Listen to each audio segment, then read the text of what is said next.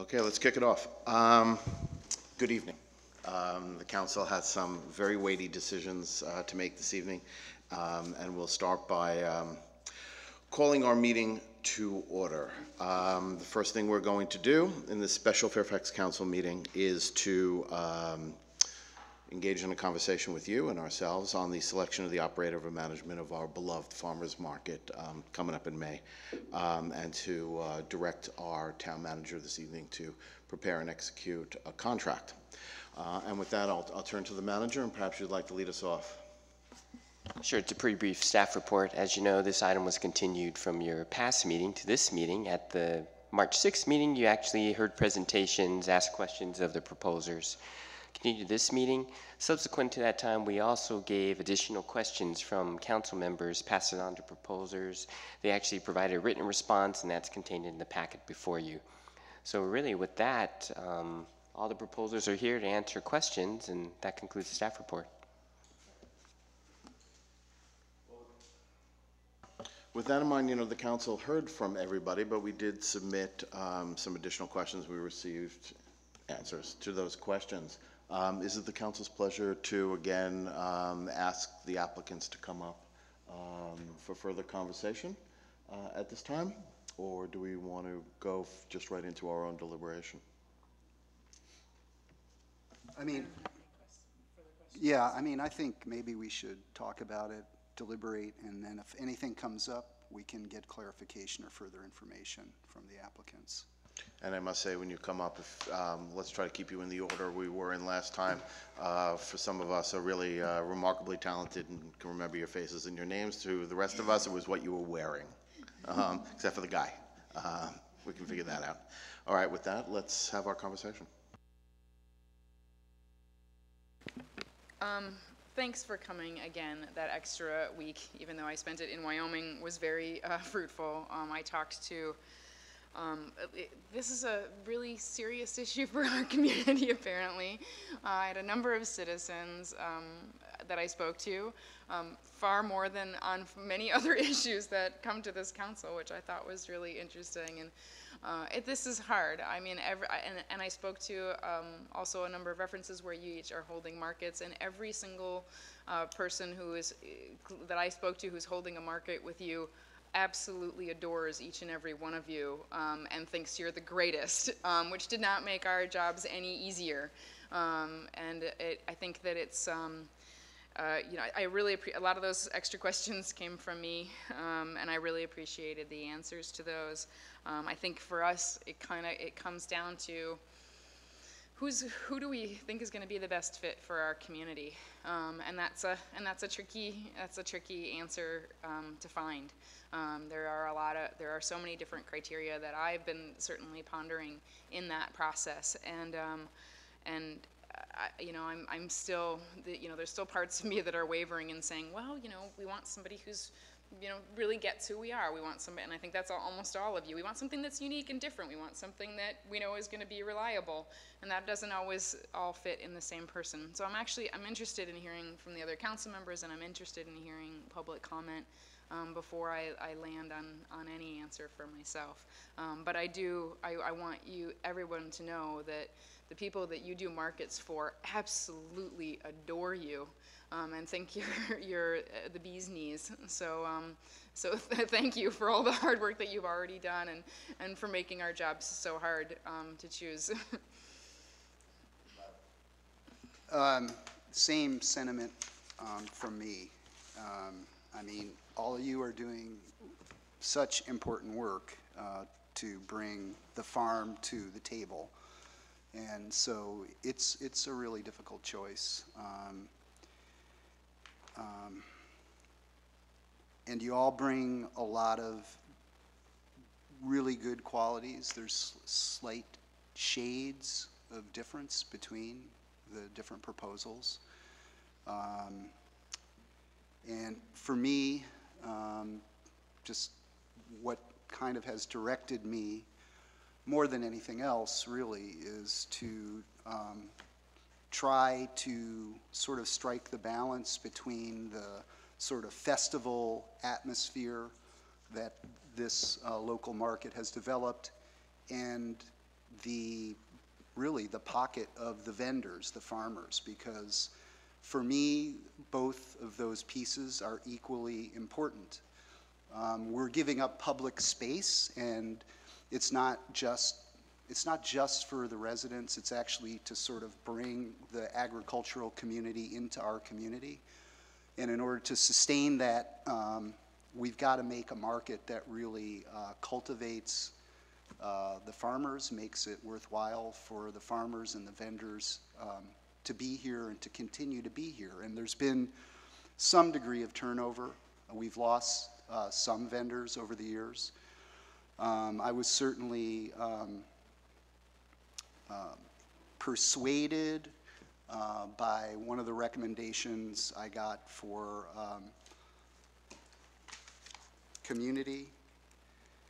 agricultural community events.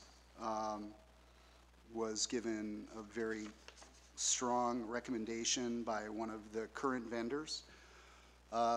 That made an impression on me. Another thing that has made an impression on me about community agricultural is their eagerness and willingness to explore a year-round market to the extent that we can do it, so that it becomes a real market. Again, I mean, I would like to see the emphasis go away from sort of party festival towards real market. I think we need to strike a balance.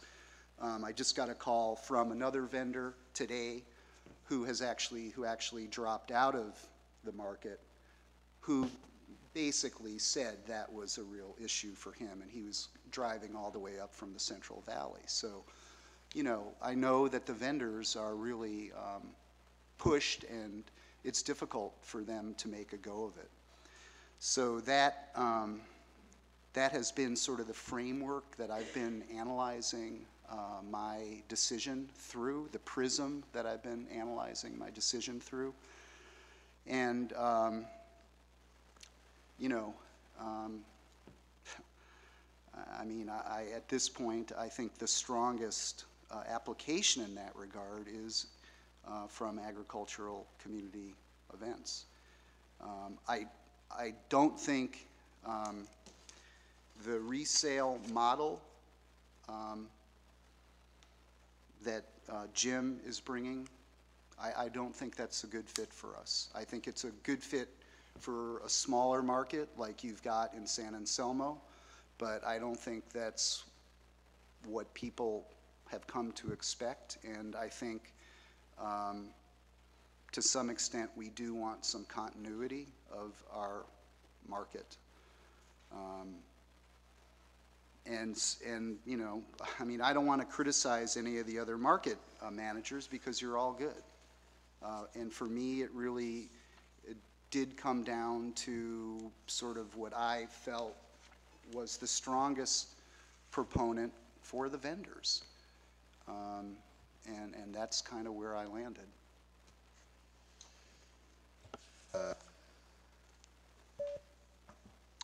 I guess my only feeling is it's odd, you know, this comes up in an odd sort of way. And my central feeling was, unlike most of the things that we do in Fairfax as members of a council that govern, is to see how we can, you know, fix a problem. And here we're merely shining up, you know, the jewel in the crown.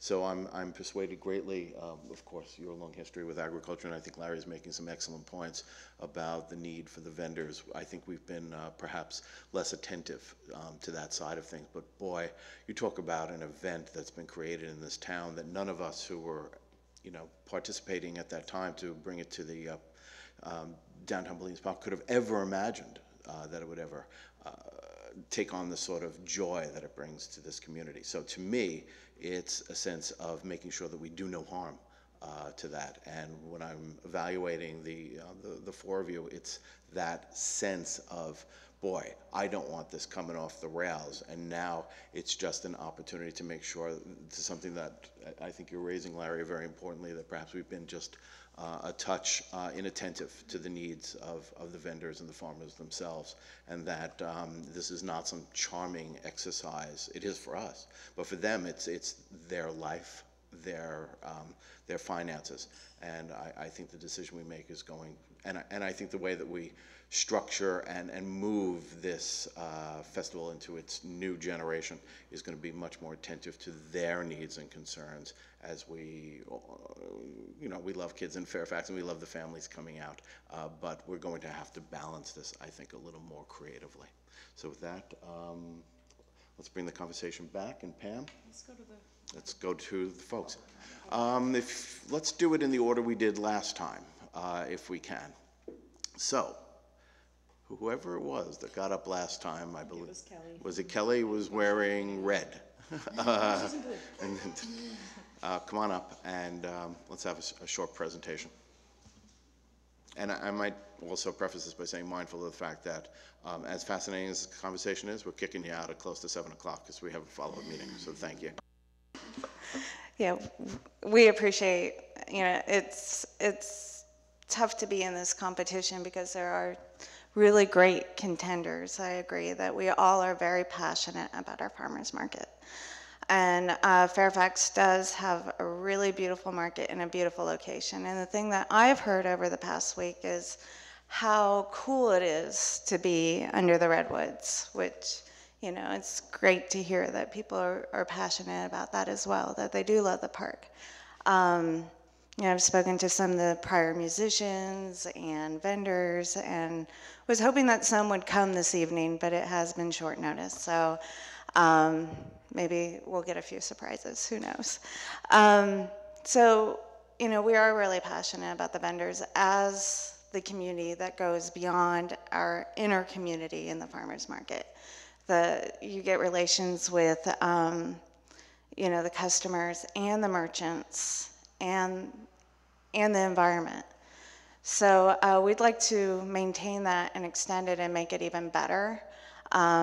We do have a strong farmer following. Our Marin wood market is actually more than 50% farmers. So we'd like to bring that into Fairfax. I think that's what Fairfax would appreciate. Also showcasing, what the community needs in regards to offering space for nonprofits, offering space for community elements, that bringing all those elements in. There's not really much more I can expand on without dragging it all out. So if any of the council members have questions, I'd be happy to answer them. Can you talk a little bit about how you market, how you kind of advertise for your markets? We're pretty grassroots. We don't spend a lot of money on advertising, so we tend to put our money into creating a profile or identity for each individual market and creating postcards that we can hand out, posters to put in windows to engage. So then we can go, I always call it the old-fashioned politician, kiss the baby, shake the hand. So we like to enter the community with a smiling face, offer the poster, engage in dialogue, let them know that we're a part of the community. We're not just coming, because I know that sometimes when you bring a farmer's market into places, some people believe, especially merchants, it can get a bit competitive. Like, you're camping out in our community, taking our money and leave. You don't pay taxes. There's all these, ideas, and I think that we like to take that facade away and show that we're here to be a part of the community just as they are. We also do Facebook. We create a Facebook identity for each individual market. We're looking into Twitter. I'm still confused by Twitter, but I'm I'm looking into it. And I do an individual newsletter for each farmer's market. So that's pretty much how we do it. Really try to spend as much time at the farmers markets meeting the customers. So, sure. Oh, sorry. No, I was just going to ask, when are your other markets? In other words, what days of the week are you? So we currently have 4 markets. 2 are year-round, 2 seasonal.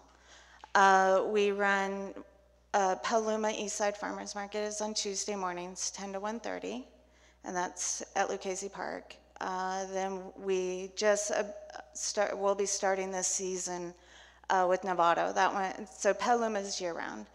Novato is seasonal, and that's a Tuesday evening. Then we also have Marinwood on Saturdays. That's a year-round, 9 to 1. And Glen Ellen is also a seasonal market, which is starts in May, goes through the end of October, 10 to 2 on Sundays. Okay, so you've got Wednesday. Wednesday's open, yeah. Yeah, so, and I'll have since we have Novato, it's gonna be a pretty long day for me. So I'll be able to sleep in, that'll be nice, and then come over when we can enter the park. And if there's any signage that needs to go up, we can do that. Okay. And we have the staffing too. We actually have, I have a great assistant manager that helps me in Petaluma, and he's committed to do Wednesday with us. So that would be AJ. He's in our little profile area, and he's not helping me with Novato because he spends all his time at Food Pantry in Petaluma, and he's really committed to that. And so he spends his time giving out food to the people who are in line. So he's a pretty committed community, member, really committed to people. Okay, thanks a lot. Sure, thank you. Just on the issue of advertising, I just don't know what you would have to do. A sign goes up, a couple of thousand people show up.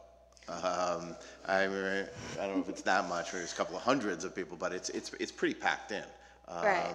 I mean, it's pretty successful just on its own motivation. Right, but you can never be overzealous about your advertising. You never take a customer for granted.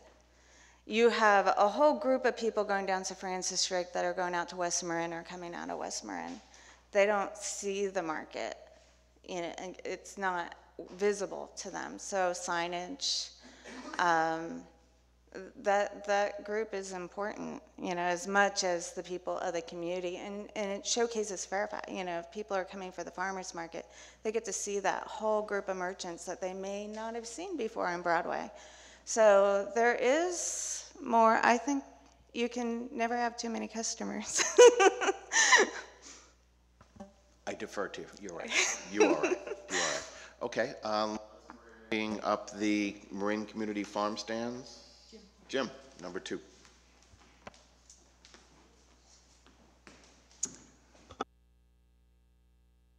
Good evening.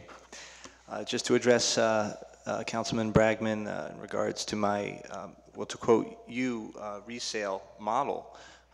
And as described before, the more appropriate word would be aggregation, and that representing local farmers. And when we look at the CFM, Certified Farmers Market model in small towns, and even the creation for the CFM, why was that even created? And in that regard, my understanding is to create, rules and regulations and to protect the consumer against what, the producers that are coming out there need to provide what's called a certified producer certificate. Now, this certificate does not dictate whether they're certified organic. It just gives a certification that they grow what they're presenting at market.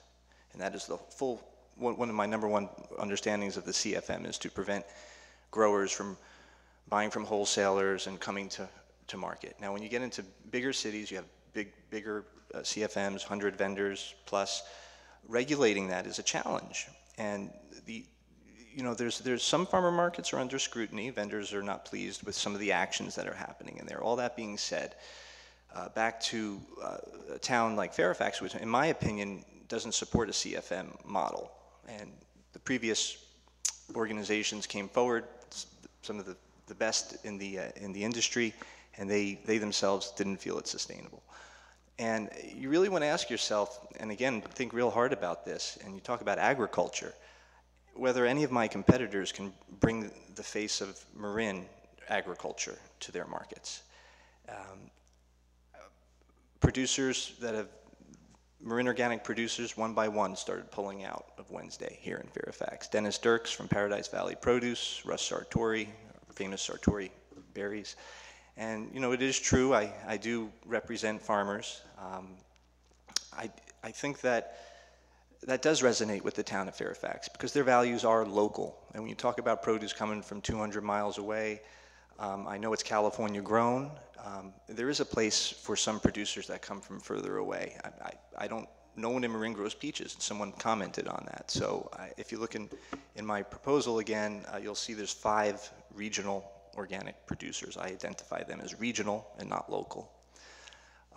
And that's where I'm able to source citrus and peaches, and I'm able to represent in a handful over 30 farmers under as many tents as the market demand can meet. It could be the most amazing, beautiful, biggest spectacle of a farm stand the town has ever seen, with Marin organic flags flying and faces on all the produce.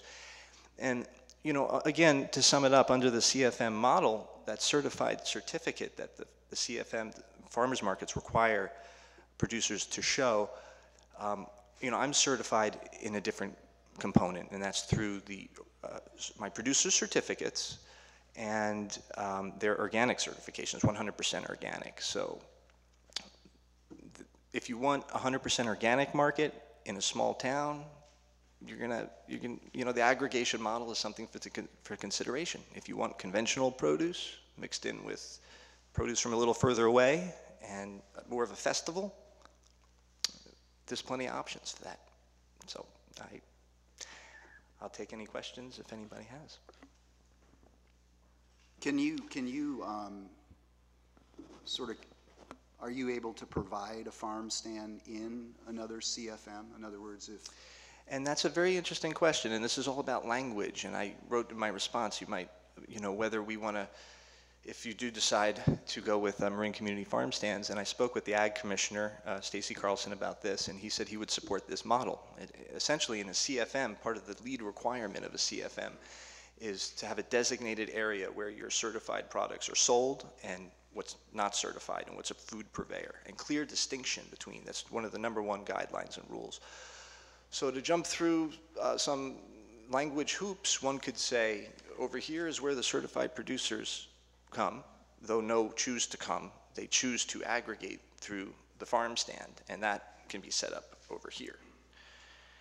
It's a play on words. I don't feel that the CFM, the Ag Commissioner, is the right language for what I do. There's no CFS yet. There's no certified farm stand yet. And there's something called the Ad Hoc Commission, and they're sitting and having discussions now for about a year. And I haven't really presented any of that information to you because it was such a long bureaucratic document. But it's in the revitalization of the CFM program because it's under scrutiny, because it's hard to regulate, and the state doesn't have the budget to regulate the CFM. And they want to incorporate more direct marketing concepts for farm stands and CSAs. The CFM falls under direct marketing. That means know your farmer and meet your farmer and buy from your farmer. And that's a wonderful value. I totally embrace that. In towns where CFMs are sustainable, that's the model. But in a smaller town with the good earth and all the ag that's going on here, I find it very hard to believe that we would be able to have 15 farmers come, 20 farmers and have them do well. I think it hasn't worked before. Marin Organic Producers pulled out. And, it's more of the same, and I represent change. And I know it's a very controversial piece, but I'm here. I'm ahead of my time. There's no legislation yet. I'm not sure what else I can do, but invite you to join. So. Thanks a lot. And I think you kind of hit the nail on the head for me. And part of me from my farmers market experience is meeting the farmers, not the guy that's selling the farmers stuff.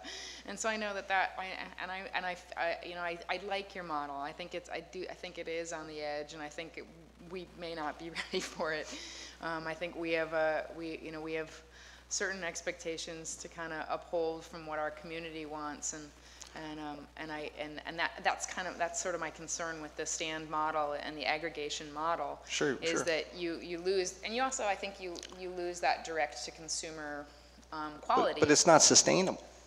We don't know that. I think that I mean, I think that my understanding is the reason that AIM pulled out, to some degree, has to do with, you know, their desire to be at bigger markets, and to some degree the overhead of their That's one point of organization, you know, their organization operational sort of costs. Sure, sure. That the market, you know, I think we have 3 other people here who would argue with you that we can indeed, you know, make that model But would it work be in a sustainable for the sustainable- farmers? That's what we need to find out, and I think that there need to be, you know, we need to make some changes, but I'm not quite ready to jump to the aggregated model. You know, you mentioned this voice of the community, and I know today there's at least 3, if not 4 people from our community that will come and speak and indicate that that's where their thoughts are. Okay. Right, well, now that you've told us that 3 or 4 more people are going to stay. All right, thank you. Thank you very much. Marin Community Farmers Market Association. Lynn.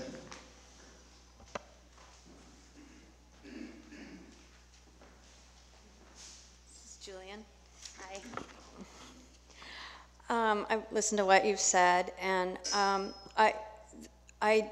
even though the proposal requirements did not indicate that any changes should be made, I took the risk and started the thought anyway that maybe the festival model has gone a little bit too far, maybe, and that not canceling it out or anything, but allowing it to be and making subtle changes to, such as the best idea I've heard so far is the 30-minute parking for the merchants, the downtown merchants, as well as for the farmers.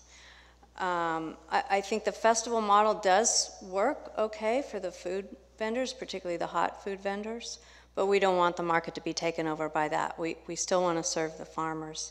So what I had proposed besides the education programs was advertising to get the right type of, and targeting the right type of customer so that shopping occurs based on the market, not based on the festivities. Because without advertising, the sort of cheap way to get a customer is to offer entertainment, but they're just a body. They're not necessarily purchasing. So this is why I have an advertising program, and I do feel that helps the farmer sales, especially if it's directed in, you know, such as Edible Magazine and the food sections of the newspapers, and there's a way to target that customer. Granted, you're a small town, but granted, your demographics are amazing for a farmer's market. You know, you're Berkeley West or Bolinas East, or however you want to say it. You're the right demographic for a farmer's market. That's your biggest strength. And all we want to do is sort of find those people and drag them out of their homes. And of course, as Kelly said, you know, the West Marin contingent would be great as well. And I can't see that wouldn't harm, that would harm your merchants. That would only benefit them, because they actually have the same problem of a small town may not be able to service these small merchants as well as having some outside sales. And I know that every town was a train stop at one point or another, and the infrastructure is not built for any major events. But I think if you can focus on the people that are going to be in and out, not take up a lot of parking, do their shopping, as opposed to the all-day ones, that was my orientation.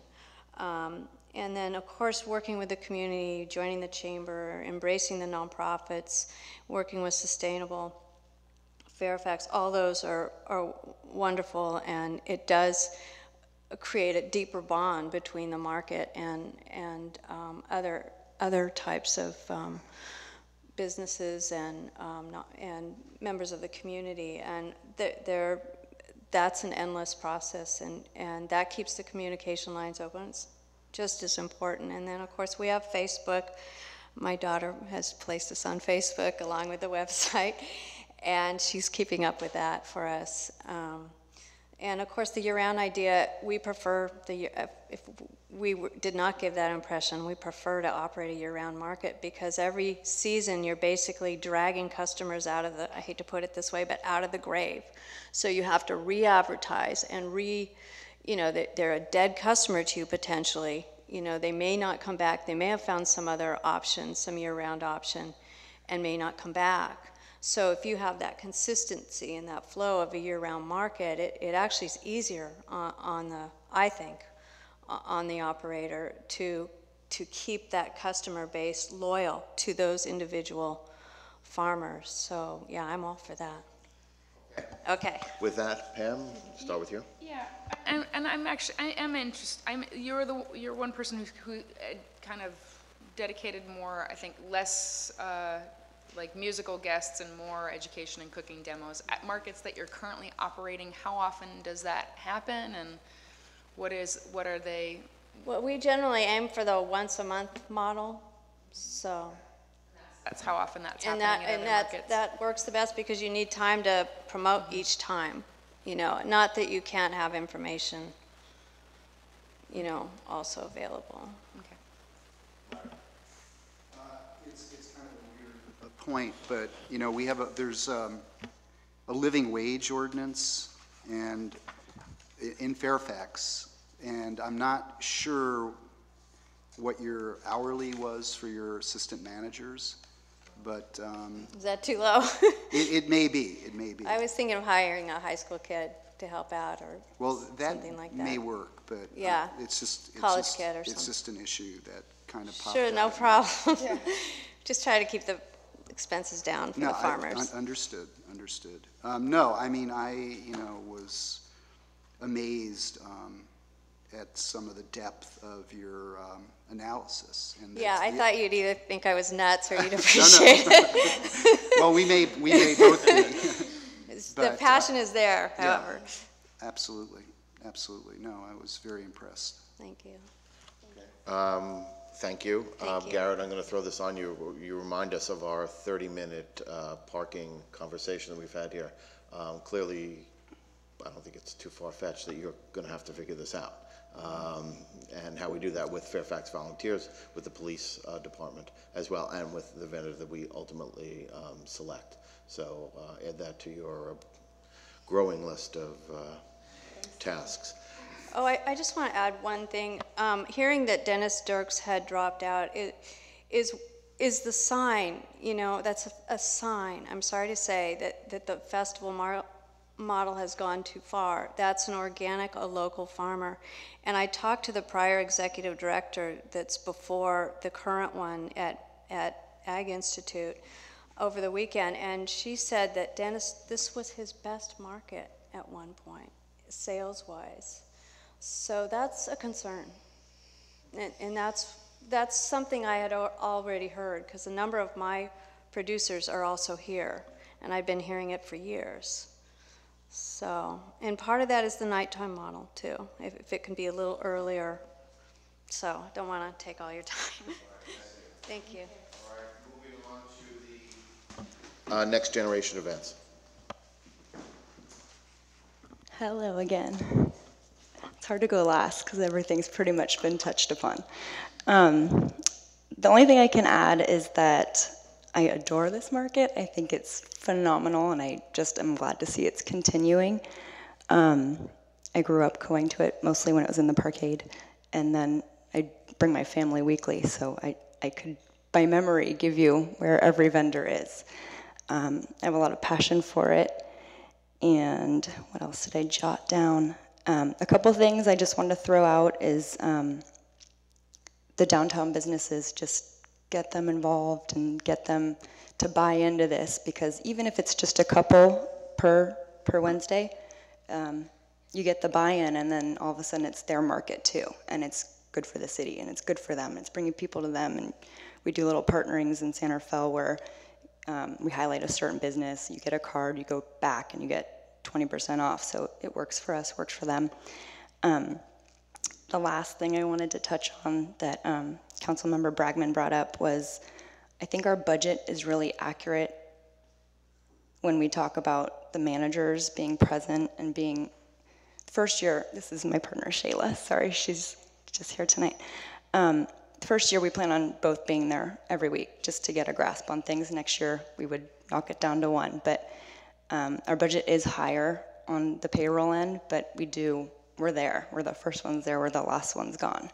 And I went to the Centerville Market 3 days after I had a baby. It's a little crazy, but I care, and I am kind of a control freak, and I don't want it to get something to go wrong. So just for your consideration, I think it's important that, you know, yes, it may look like we only have one market, so is that good or bad? But on the flip side, we only have one, so we could invest a lot of time and a lot of energy into this.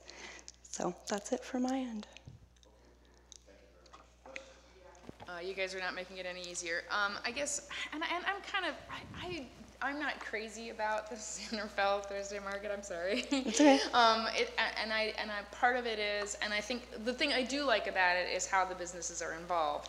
But it's also, it seems to me like the businesses that are involved are the ones that are on that street. I know from working a lot with our downtown businesses that some of them, I know we have Fat Angel who will comes, you know, they do a booth at our farmers market, but a lot of our businesses don't particularly love the farmers market. They find that it and I think part of it is because of the dinner market quality that has grown, because a lot of our downtown businesses are restaurants.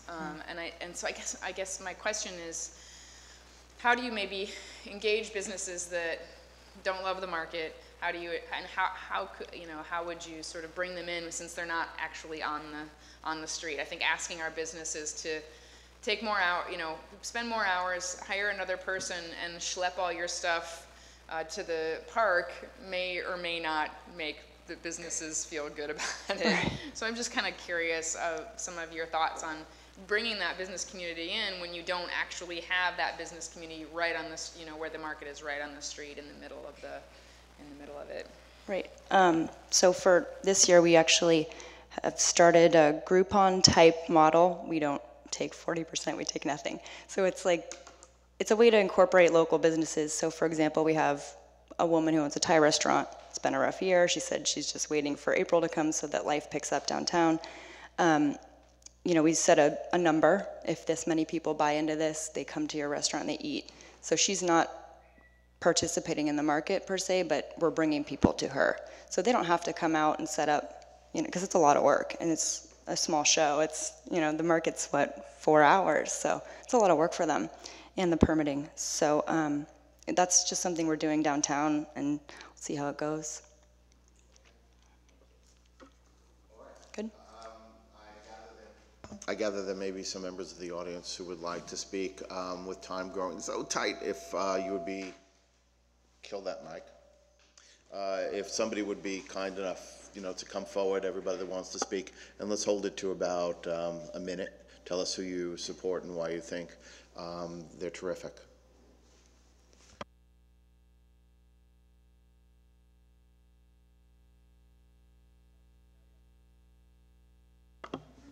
It's funny because I'm a local independent businessman. I'm a sound engineer, so I should know how to do that. I'm here to represent Jim and what he's been doing. And I'll tell you, I stopped going to the market here in Fairfax a couple years ago when we found him, because he finds the best produce that we can find from all the local market. You've heard this. That's why you're looking at me smiling. Maybe. I don't need to meet the farmer. What I need is somebody who I can trust to get the best produce, local, organic, and he's shown me that consistently. So we drive right past this market. I don't want vendors from Fresno. I grew up by there. I want the local stuff that is absolutely the best quality I can find. And I also want business people that I can trust. When I take my car somewhere to be fixed, I don't know how to fix cars. So whatever they tell me needs to be fixed, I have to be able to trust them. And that's what I found in him with my food supply, which is much more important than my car. So that's me advocating for him. So I'm going to be fine either way, no matter who you choose, because I'm still going to be going to him. So thank you very much for your time. Hi, I guess I can pretty much echo what he said. I'm here to encourage you to choose the farm stand. For me, I'm sorry, can we get, we need name and address if at all possible. Oh, okay. Is there common practice? Sorry. Sure, Cindy Darling, 339 Forest Avenue. So for me, the purpose of a farmer's market is to get local organic food. It's not to meet my farmer. I think it's great if you have that opportunity, but my understanding is it's more expensive for the farmer to have to pay for somebody to come here or to take their own time to come here. They end up it costs them more. They spend for gas.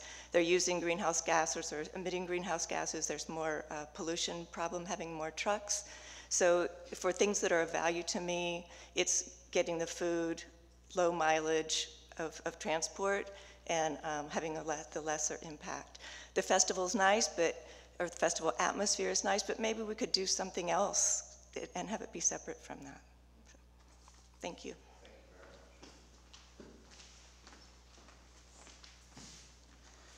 Tony Udis, 7 Forest Terrace, Fairfax. Okay, might go away there a little bit. The thing is I don't think the market should be inclusively organic because you may limit your buying crowd. And I think it should be available for people to buy food that may not be organic, you know, but still you'll be able to invite a group of people in that can purchase food, you know, at a price that's, you know, reasonable, and they can have a choice whether they want to use organic or non-organic, but the choice should be there. That's all I'm saying.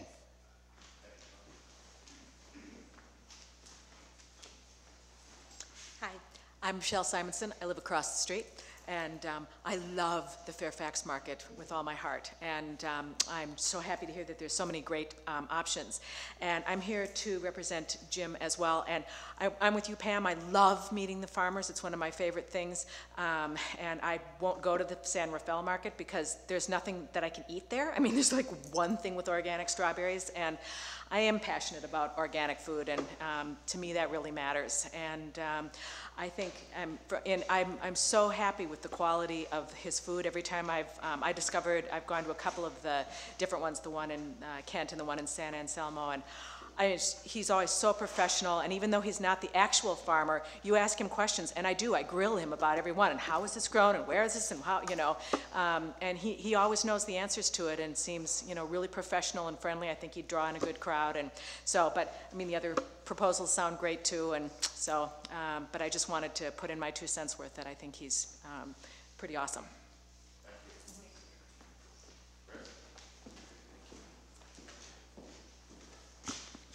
Chris Lang, Canyon Road, Fairfax. The reason I'm making a comment now is because back in 1990 something, when the Chamber of Commerce brought the farmers market to town, we put it in the parkade. And I remember the Good Earth across the street was pretty upset because there was parking issues. And the complaints kept coming up about parking and parking and parking. So finally, it moved over to the park here called Fairfax Park. And the farmers market was dealing directly with the town, Fairfax, at that time. And as I recall, there was a lot of talk about fees, because to use that park 1 day a week, it's worth at least $120 to the town. And that's the normal fee for using the park for a nonprofit, for something like that. And I know that people really enjoy the farmers market now as it's currently configured. But I do think that we should get reimbursed something for the wear and tear on the park, even though it is a wonderful festival atmosphere. Used to be, the only time people got together like that was a Fairfax Festival once a year. Now they do it once a week, and people really like it, and it's good. We should do everything we can to keep it going. But I'm also concerned about the restaurants that shut up shop in there, if they're taking away business from our local restaurants. It's just kind of a thought that there's food vendors in there that aren't really farmers or selling vegetables or anything. It's one thing to sell a specialty product from a farm, like honey or something like that. But when they're actually selling hot meals at the festival, it's a little funny for me. But just want to give you my thoughts on that. Thank you. Hello, I'm Genevieve Le Goff. I'm a local business. I'm an acupuncturist at 8 Bolinas Road between Heaven and Earth. And I'm here to speak in favor of Jim. Before I was an acupuncturist, and also concurrently, I ran the community-supported agriculture program for Marin Organic Farms for 10 years, since 2002. It started as a joint venture with Jim's Farm Stand, and then, you know, we sort of split up and did it semi-separately. But both those ventures were started by a founding member of Marin Organic, Diane Matthew, of Mount Barnaby Farm. And the reason for that was that it's very difficult for farmers to get to markets, not only because of fossil fuel issue, but also time issues, the cost of labor. I've worked very closely with over 20 Marin organic farmers since 2002, and all of them say the same thing, you know, to pay minimum wage in Marin, send some guy to come to the market on top of doing harvest, everything is just not practical. And I know in Dennis Dierk's case, that was definitely the case for the farmer's market. Even though it was lucrative for him, he just couldn't pull it off in logistic ways. So what I want to speak of mostly is food safety. You know, we face a really critical time in the history of the world. We have genetically modified organisms. There is no safety as to the source of seeds. And now more than ever, it becomes really important to know the source of your seed. Marin Organic embodies beyond organic standards, where the farmers are really striving to do more than just the organic certification that the state requires. They're really sourcing their seeds from safe places and keeping track of the genome. And you know, sometimes they can trace back several generations back where their chard seed came from. So for example, you know, Peter Worsley will know that his red chard was selected from Peter Martinelli's Wait. We could talk about this and would love to talk about this at great length. Unfortunately, we just... Sorry. Okay. Okay, I feel sorry. So I'll just wrap it up. I just think that we have an opportunity to really choose something that can make a difference in the world. And that's good. And then just really briefly, because I am a local business, the 30-minute parking thing is great for the market. But for people like me who have patients that need to stay longer than 30 minutes, there'd have to be some kind of system worked out. Sorry, I was carried away. Okay, with that, I will close the public hearing and bring it back to council. And I want to thank all of the applicants, not only for the quality of your presentation, the generosity of your time coming to visit with us twice, but also for making this decision remarkably difficult. And with that, let's open up the conversation. Garrett, I would suggest you're going to get on the phone and tell John we're doing a 7:15. Okay. Okay.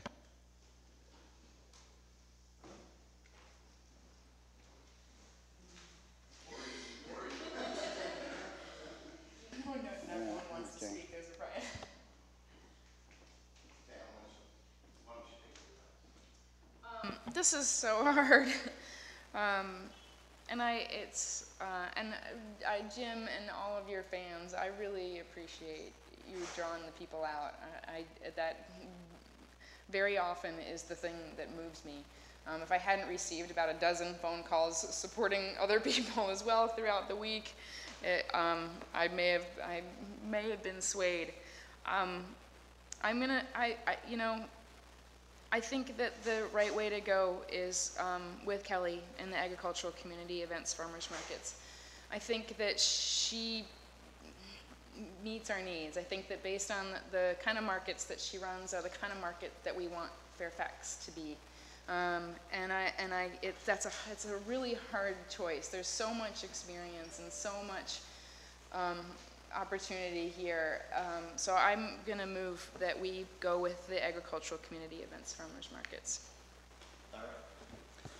I agree. It's a tough decision. And, you know, the gradations between the applicants, you know, it's qualitative. And it makes it very, very difficult. But I really feel we want someone who is very oriented and familiar with the current vendor set that we have. I do think that the town, from what I can glean from the popularity of the event, that having a little bit of continuity is a good thing. Having a little bit of change can be a good thing too. And I think we do need some change in how this market is run if we want a sustainable market and really want it to be the change that it needs to be as far as really expanding the agricultural opportunities for the farmer and for our residents. So Fortunately and unfortunately, we have to make the decision, the call, and I would second Pam's motion at this time. Okay. With that, I think we have a unanimous decision. I thank you all very, very much. And thank you. Thank you. Okay. Let's take a break. Let's take a few seconds off here. Don't worry, we love each other.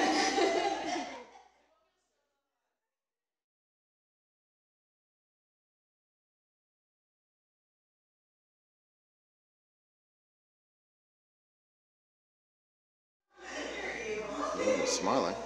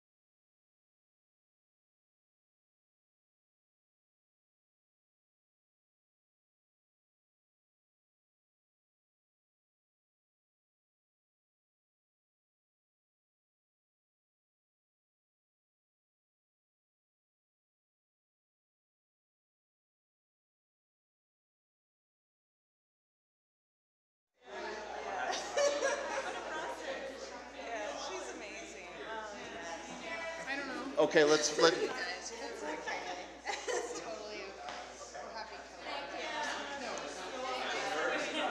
Okay. Okay, we gotta have a little quiet in here. Michelle, usher them out of the room. The new deputy clerk position requires you to usher the chatting people. Okay, let's move on. A little quiet in the room. Peter, cut off the conversation. Okay? All right, we have a consent calendar with 2 items on it. Do we have council discussion on it? Larry? I just wanted to mention on the parking issue, what I think we can do, what we do for the Fairfax Festival is we do a street closure and parking resolution, and I think that's how we could handle the market. So we would do a street parking, we would do a special parking resolution, which would set up a special 30-minute zone just along the perimeter of Bolinas Park. And I think it would be very simple to do that. Excellent. And I just wanted to say on the consent calendar, I want to thank staff for, I think, prompting Coastland to give us the letter of apology. I appreciate that statement. And an inch went a mile. That's right. And I really do appreciate you following up on that, because I really didn't want to pay any extra fees for that project. So I just want to say thank you, and I would move approval. Any public comment on the consent calendar on the 2 items? The 2 items of the consent calendar? No? Yes, Chris. Chris Lang. Honorable Town Council staff and fellow citizens, I'm Chris Lang. This project, the Bike Spine project, John Reed's project, it looks to me like this Coastland Consulting, we're going to pay them $27,000 to oversee what looks like something that staff could do to me. And it seems to me that the 90-some odd thousand and the 20-some odd thousand make the project over budget. My understanding was the project was supposed to be $100,000, maybe 110. But it looks to me like that's more money than Transportation Authority of Marin allocated for the project. So I'm pretty concerned about this consultant and this oversight by this firm from Santa Rosa. And it's got nothing to do with their previous work or anything like that. It's this one project. It just seems to me to be too much money for them for too small a project. Thank you. Before I turn that over to the manager, let me just point out, without being facetious in any way whatsoever, when you say this is something the staff can oversee, what many folks in the town might not realize is that the town of Fairfax, during the ongoing Great Recession, has contracted its made smaller its staff over time. And so to hear this should be overseen by staff, I got to tell you, we don't have staff. People are doing things out of their accustomed range of job specs. We are gap filling as we can. Back in the days of yore, even when we weren't, eating high on the hog, as it were, we had much more staff around here. But one of the things that your council has done and what your staff has done over the last 5 years of the recession is to actually make it. Folks don't realize how many positions we haven't filled, how few members actually work for the town, how many few staff members we have in the town of Fairfax. So it's sort of a conversation that we've never really had with you except during the budget season. And it's not generally well attended.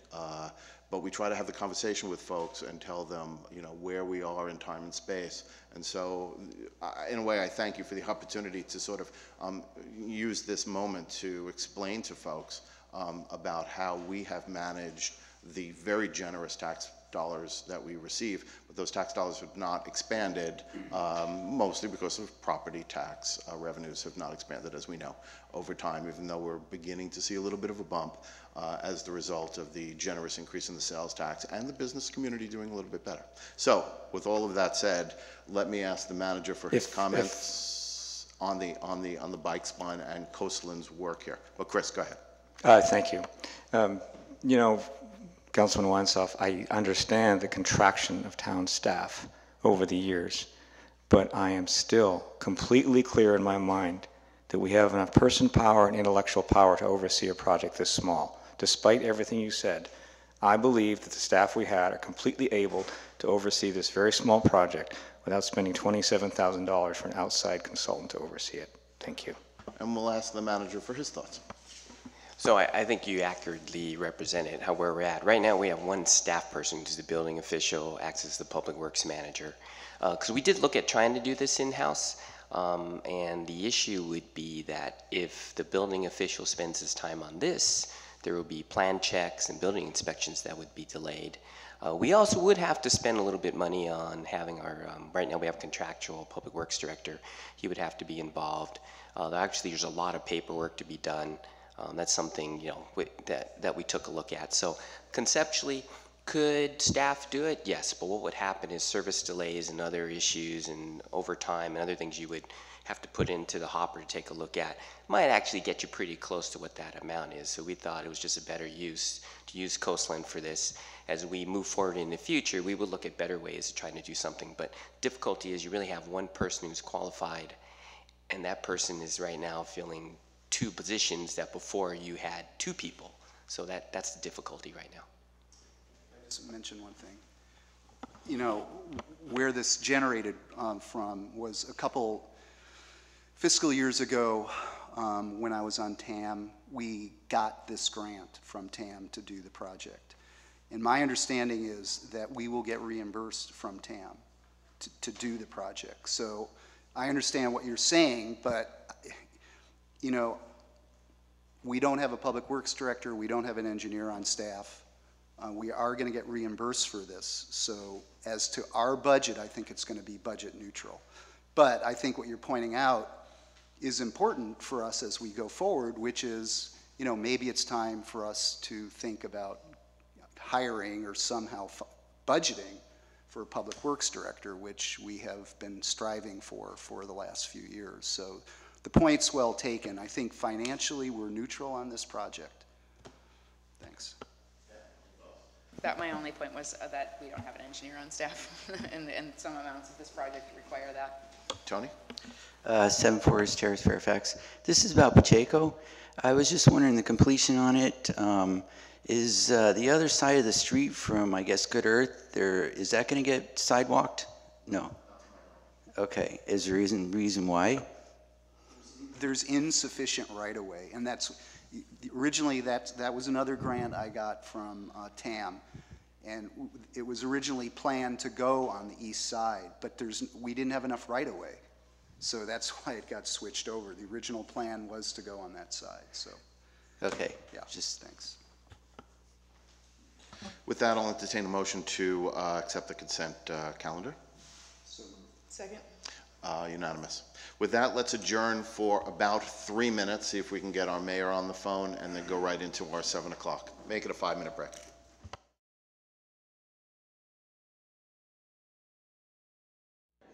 Okay, let's call the 7 o'clock to order.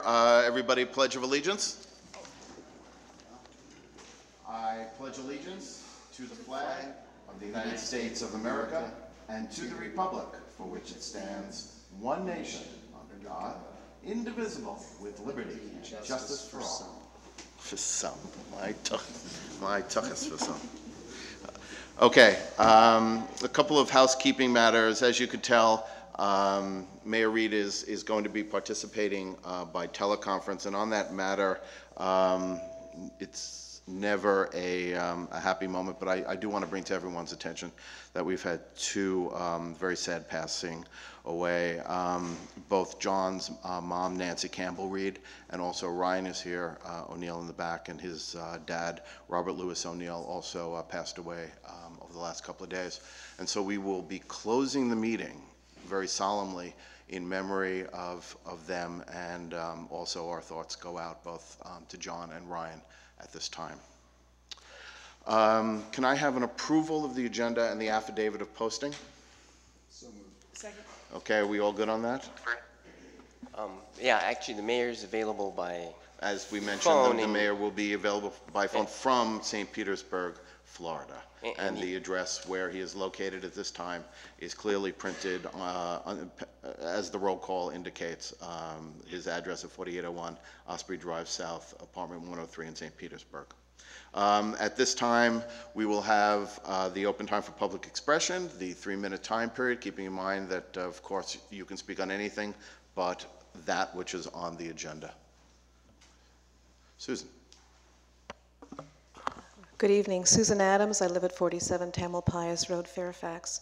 I'd like to speak in support of the candidacy of Barbara Kohler to fill the vacancy of Ryan O'Neill. It is not on the agenda exactly, but I wasn't sure if there's going to be a time for people to speak in favor of candidacies. It sounds like there's going to be an adjustment of process. Yeah, that's a really good question. Garrett, an attorney, where are we on this, on her request to speak about that? Is it on the agenda officially, and so that would nix that, or is this a time for folks to weigh in here? I think that she's correct that she can speak, just reading the plain language. It's not really on the agenda Okay. for tonight, the specific candidacies. It's a discussion more of the process. Exactly. Susan. Thank you. And I'm just not sure when it will be scheduled that I'll be available, so I'd like to make this point now. Thank you. So as I said, I'm here to speak in favor of Barbara Kohler to fill the candidacy, the position of Ryan O'Neill through the remainder of his term.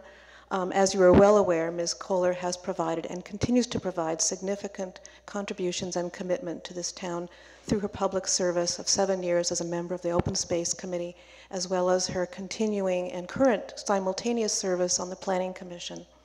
I know Barbara both personally and professionally. I know her personally as another member of the Open Space Committee, which I also serve on. She is diligent, thoughtful of others' opinions, and genuinely looks for ways to help everyone participate meaningfully in the process. I think that's a very important quality in deliberation. I also know Barbara professionally at the agency where we work together. She is organized and efficient. She becomes knowledgeable of any of the issues that are put before her under her responsibility, and she is firm. She is well respected by her fellow managers and staff because she accomplishes what she sets her mind to, she's committed, and she's considerate of other staff. And it's the mutual respect as well shown. In both circumstances, it is a pleasure to work with her. I believe her qualities and her experience and knowledge of town matters will serve this council well in filling a vacancy. As a town council member, she will provide ready knowledge of the town issues and concerns, her leadership experience, her considered decision-making, and her consideration of others. Thank you. Garrett, can I ask, is John, I see he's sitting there, he lost a little weight, but he looks good. John, can you hear us? Hello, I am the phone. Are you asking me a question? I just wanted to make sure that you're able to participate. I just wanted to do a sound check. Yes, well, in terms of a sound check, the telephone, the audio on the telephone connection here is not very good, but I am actually able to watch it by the internet too. There's about a 4 or 5 second delay. So if you give me that space of 4 or 5 seconds, I think I can understand what's going on. Well, with all those old people in Florida, actually the whole state runs 4 or 5 seconds behind. Valerie. Florida time, that's pretty good. Valerie, please. Hi, Valerie Hood, 79 Dominga. Hi, John. Good to hear your voice. I just want to announce our movie series Friday, March 22nd. Friday at 7 o'clock, doors open at 6:30. It'll be here. Rise of the Machines and Attack of the Drones with guest speakers Larry Bragman and Fort Green and maybe somebody from Code Pink. I'm still working on that. Secondly, I was hoping that maybe when we do have our council meeting about the new council member potential people, if we could put something on the big sign downtown because it's hardly used. I think there are a lot of people that would really care about that don't visit the town website. I think you might get a lot of people, and I would say do it well in advance, you know, because this is of a lot of importance to people. I mean, it will affect all of our lives, and that's it. Thanks. It's a good suggestion. You're thinking the sign in the park? Yeah. Okay. Green Park, yeah, or whatever that's called. Tony. 7 Forest Terrace, Fairfax, once again. This regards to the gas station up there. I know that last meeting we talked about doing a survey on the traffic up there and studying it. And I just wonder if there's any play in a survey or a study around cleaning up the toxicity in the soils that are underneath there, and if there's been any look into it or study or progression around trying to resolve that. Barbara Kohler probably knows more about this than I do, but there was a remediation effort done. There was machinery there for a long time, and it's a good question. I'm not sure what the final outcome of that was. I don't know what the plans, if any, to prevent further contamination are, and I think those are all valid issues that need to be considered in the planning process. So, good questions. I don't have the direct answers right now.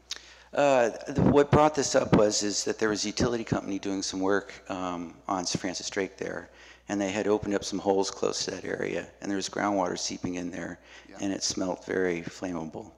You know what we could probably do is that in the manager's report for the April meeting, an opportunity would arise for Garrett to poke around with GTSC and find out where this is in time and space. Will there be any reports available for the public to view? If any reports have been generated that we're able to get our hands on that we use in our review of that moment, yes, but I bet you there's a website at DTSC that identifies this. But let us take the laboring oar here and see what we can dig up and bring to you and the community. Thank you. Barbara. Yeah, I just want to mention that the gas station is not a DTSC project. The project that is under DTSC purview is the Right, and what I understand, I had one of my inspectors out here from the Air District to check out. They had a soil vapor extraction system that was taking out some of the contaminated vapors. But that project must be under a local agency, and I guess my hackles go up, having cleaned up many hazardous waste sites, to hear that there's groundwater seeping in and a bad smell, which would tell me that there may be product that's going into groundwater. So I would suggest, well, we need to find out what agency it is. I tell you what, because this is not It's an not on the agendized agenda. item, and I'm seeing our town attorney beginning to turn beet red, why don't we task this off to the manager and get back to us in April? Good. Okay. Any other public comment? Seeing none, we'll close this and move on to number one, the discussion and consideration of the options to fill the vacancy caused by the resignation of Council Member Ryan O'Neill. You want to take this, Garrett? Sure. Before I start the staff report, I thought it'd be important just to note to the public that originally this was the night that we were scheduling interviews for council candidates. However, the mayor had a family emergency. He's unable to attend in person. He is attending by phone, but we thought it'd be prudent to make sure all the council members were here in person to hear the interviews. So that's why we're rescheduling. At this point, it is rescheduled to March 23rd. However, that's a discussion item for the next item to talk about if that date works for the council. So moving forward into this staff report, as you know, back in February 6th, Council Member O'Neill resigned effective February 7th. At the 6th meeting, council determined that it would like to fill the position, appoint the position to fill the remainder of the term going to November 2015. Since that time, we did more research and have found that there is another option for the council to consider, and we thought it'd be important for you to hear that this evening, is that there is an option for the council to actually appoint someone for the position, and then that person then would run for election. Well, if they're interested, they would run for, the seat would be up for election in the regular election in November. If that's something that the council is interested in, then what we need to do is council would need to actually approve an ordinance.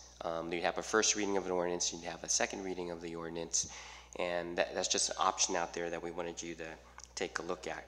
So really, not to make it too long, is really, so you have really two options. One is you could proceed on your original path, which was to appoint the position to fill the remainder of the term, which would then be November 2015. Or if you prefer, you could direct staff to share with you kind of the steps related to if you wanted to fill the position, but then have that seat up for election with the regular election in 2013, you also have that option. Now that would be a 2-year term, and that would be at the same time that the other 4-year terms that are expiring, that would all be on the same election cycle. And so really it's kind of a discussion, a little more direction. You still have the option available if you did not fill the seat, then because of the timing, the special election would occur during the regular election. So it's all a matter of just the timing of when things happens to be at the regular election. But one item of note, if you do this ordinance, then obviously any future vacancies would be subject to the ordinance. Let me ask, John, do you have any questions of the manager?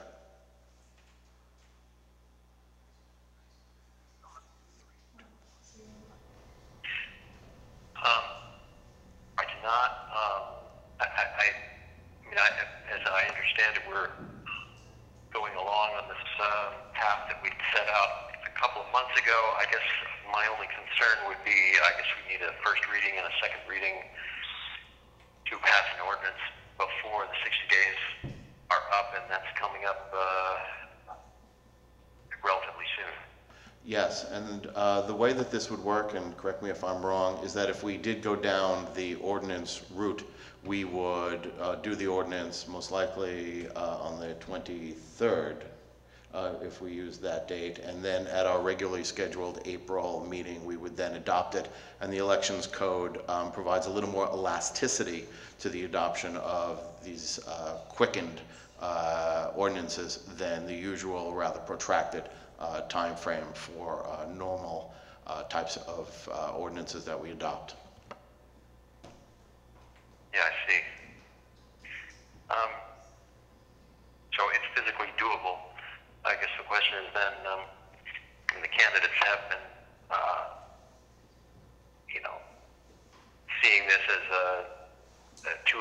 term or a close to 3-year term. That might change some of their views, but I suppose they could always withdraw if that was the case, if we decided to go that way. You're exactly right. It does change the equation a bit. I couldn't speculate on how they feel about it.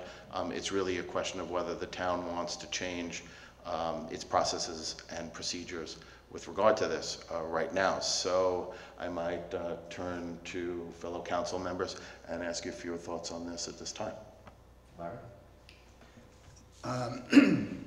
My feeling is with Ryan's term that because there's so much of it left, there's more than 50% of it left, and that kind of persuades me that the appointment should be subject to the special 2-year election term. If the vacancy is less than half the remaining term, I could see making an appointment, but my feeling is it's 3/4 of the term. That's a long time for somebody to step in as an appointed official to an elective office, in my opinion. And I'm not sure it really is fair to the voters to do that.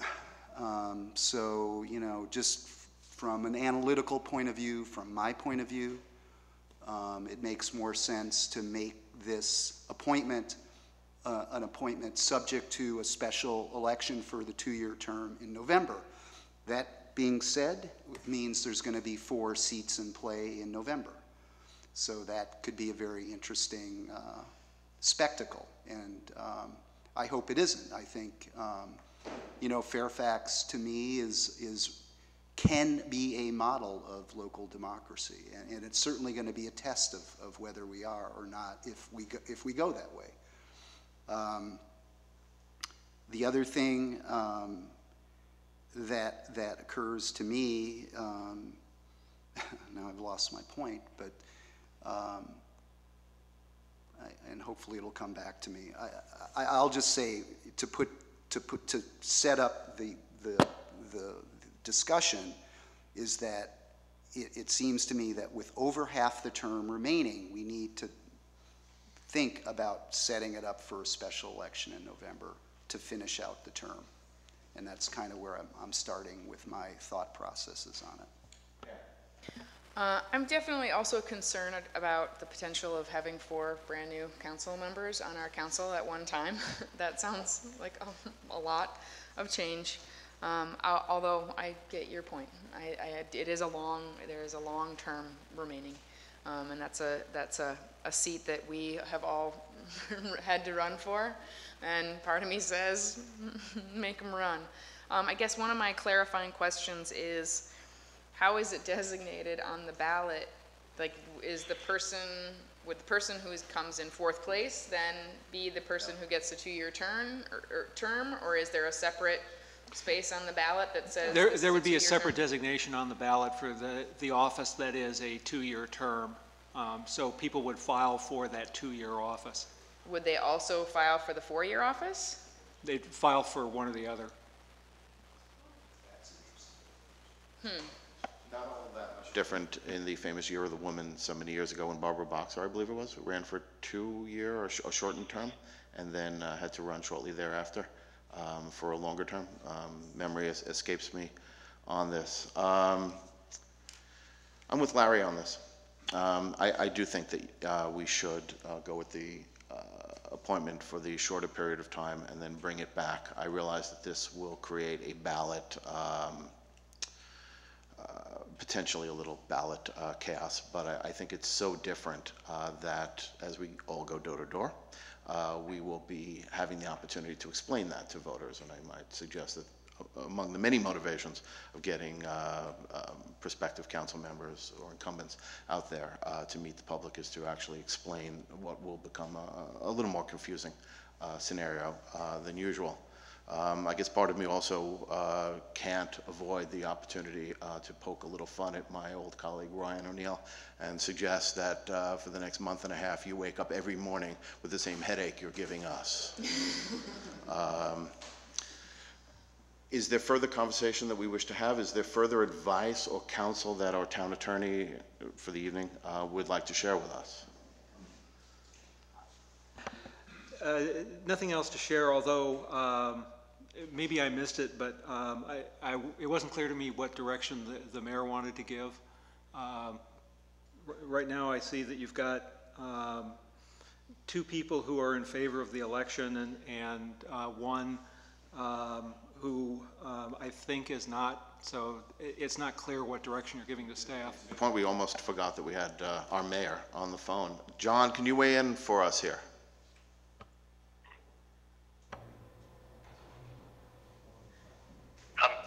Okay, thanks for bearing with the delay here.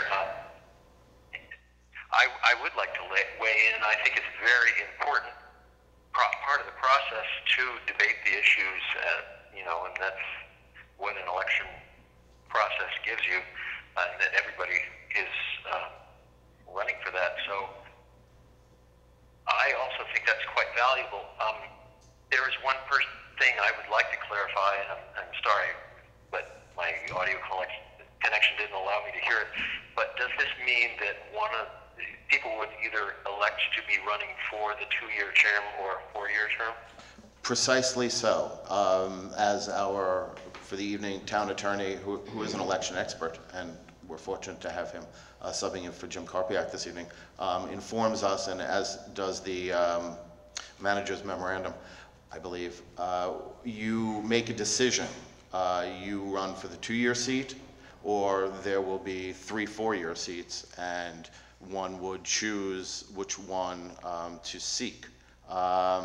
So the answer to your question is yes. Okay, well, that'll make it even more interesting. Since that term is really for 3/4 of the term, I think that I would also agree that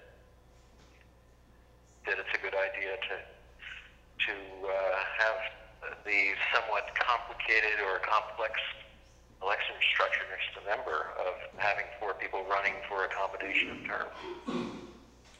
Well, it's not all that difficult after having just picked a 1 out of 4 spectacularly qualified folks to run a farmer's market. This actually seems more pleasant by comparison. Is there any further conversation that, yes, ma'am? I guess this concerns me that, my guess is that most people who are running are going to want to run for a 4-year term on account of, and maybe you've seen this in experience of elections. My concern is that there's far less competition in somebody running for, I guess, in the pool of people who are going to be running for a 2-year term than the 4-year term.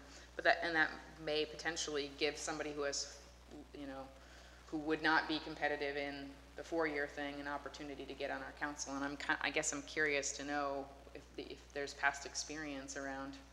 I don't know how you would qualify that, but I guess that's the concern that comes to my mind, is that we have sort of our regular pool of people who would run for the 4-year term, and then a couple maybe the wild cards are more likely to run for a 2-year, thinking that their chances are better to get a 2-year, and that's where my concern lies. And so political consultants are born. Well, I think I would go ahead, like John. to clarify, is it a question of California law that we couldn't, that we have to go this way? I mean, could we, in fact, say the first 3 finishers are 4-year terms and then the 4th finisher is a 2-year term? I mean, that would make sense from my perspective. We've asked our town attorney, Mr. Clark. That's something we would have to take a look at, and we could give you the answer to that if you decided you want to go forward with the ordinance at the same time that you consider the ordinance. I'm not aware of a means to do that, but I would want to check that before telling you can't do it. It is, in a sense, reminds me of ranked voting in an odd sort of, so yes, I think that we would like you to look into that. Yeah, and I was just going to say, I assume that's how it would be run. So the top 4 would get in, and they would be ranked, and the 4th would get the shorter term. But separating them out and having 1 2-year term, 3 4-year terms, to me does kind of raise some issues as to whether you'd get a pretty small pool of people running for the 2-year term. I mean, I don't know. It's kind of a question of political strategy, personal, energy, because obviously if someone would get elected for the 2-year term, well, they'd probably be in pretty good shape for the next election. So, but it is a little bit of a different configuration than I had actually considered coming into this. So, I'm a little malleable, I guess, is where right now. I mean, theoretically, philosophically, it seems to me it's just appointing somebody to fill 3 out of 4 years of an elective office raises some questions for me, especially, the philosophy that we've been trying to develop of, really close and clear local elections and local democracy. It just seems it takes a little bit of hubris to make a 3-year appointment on a 4-year term. So let me ask you a question. With that in mind, council and town manager, it seems to me as if you have 2 parallel tasks. One, you have to do your research, but at the same time, if we're going with what I sense is that direction, you also have to prepare an ordinance for us, for our consideration, okay? Because council may come back and say, yeah, I've researched it, no, we can't do it. But then we would go to the alternative, the controlled chaos alternative, if you will. Okay, with that, if it's council, we'll take, I suspect there may be 1 or 2 points of local comment that folks might want to make, so please come up and share your thoughts with us. Chris? Thank you, Michael. Chris Lang, Canyon Road. It seems kind of odd to have a special 2-year term on the ballot. So when I worked with the Green Party, we worked with a system called instant runoff. And that was a way to make more sense out of electoral chaos. And it would seem appropriate to me that the 3 4-year terms and the 1 2-year term are on the ballot, and the 4 top vote getters fill those 4 slots. That would make it simpler in my mind. Seems having a special 2-year slot with only some people qualifying for that, other people qualifying for the 4-year doesn't sit right with me. I think that the idea of instant runoff, and I don't know what you call it, social democracy, what you call it, but to me, it's what we studied in the Green Party, and it means that the 4th highest vote getter gets the 2-year term. That's my suggestion. Can I ask you a question? Please. I'd like to know your thoughts on whether, if we went to this approach, whether, were you sitting here, you would appoint perhaps former council members or folks who specifically said publicly that they would not run. In other words, we have many elders in the community that could sit up here and do the work, and in a sense have the council not appoint somebody who would then in a sense, the incumbent. I understand your concern, Councilman Wensoff, and I agree with it because it did seem, I understood your point, that it gave a person sort of an unfair advantage in the election to be already on the town council, appointed. And so the idea of having a person appointed to the town council who will not run in the fall, in November, seems to be a pretty good idea from my viewpoint. Because it did feel like it would give one candidate, and we have 8, right, a leg up in the election, and that becomes political. And it would be best to keep this whole process apolitical in a sense, philosophically speaking. Plus we want to avoid cronyism. Avoid cronyism at all costs. I think it's an inherently political process. Got to say that. Okay. Michael McIntosh. I want to compliment, sorry Pam, but David and Larry, because how I saw this from the outside was many times when we appoint somebody, we appoint not because it's our friend, but because they're like-minded thinking, because we have the same understanding and we think, oh, this is our collective direction. So to me, this is very encouraging when I heard first Larry say something to the point where I almost thought like, sit down because I disagree with you so many times that I want to shut up and not say something. But I'm working on it. But I would very much like to see an election, and I think that how you could make this easier, because there could be a time when this occurs in the future when we're at 2 instead of 3. So if the ordinance said that when there's somebody that has vacated a position and there's 50% or more, that person will come in at the next election, but the lesser voted person will then be the, either in this case, the 4th or the 3rd, and that person will have the short term. I'll tell you exactly how it happened the last time it occurred, a mere 21 years ago, when Judy reminded us, when Councilmember David Clark stepped down from the council. The council went out, and if Frank was here, he may remember, went and asked former council member Ken Lippy to step in for the balance of that short period of time. So it is, if you want to think of precedent in Fairfax, albeit 20 odd years ago, that did occur. Right, but if you made the ordinance that you're speaking about, that whenever this happens, that they would participate in the next election and just the person with the lesser vote, that way you'd cover yourself if this ever happens again when we have a 2 or a 3, and it would work. And for myself, I would really encourage that. I would like to see that. Thank you. Susan. Susan Adams, 47 Tamalpais Road, Fairfax. I have a clarifying question. At the beginning, there was a discussion about the staff report and what the ordinance might look like. And I was wondering if it would be an ordinance that in every vacancy there would be a special election, or would it be a certain period of time? As Councilmember Bragman is mentioning, there's a concern about 50% having been served or not having been served. Or is that part of the deliberations that'll be, put into the discussion of what the scope of the ordinance will be? Council. Under the government code, if you decided to go the route that you're talking about with the ordinance, then it would apply to all city council vacancies going forward. There wouldn't be a distinction based on the amount of the term that is left. Would future councils have to, would we have the elasticity to determine whether to trigger, or would we be in the, you're covered by the ordinance? You're covered by the ordinance. So what the ordinance would do, if somebody stepped down midterm, it would go to the next regularly scheduled council election.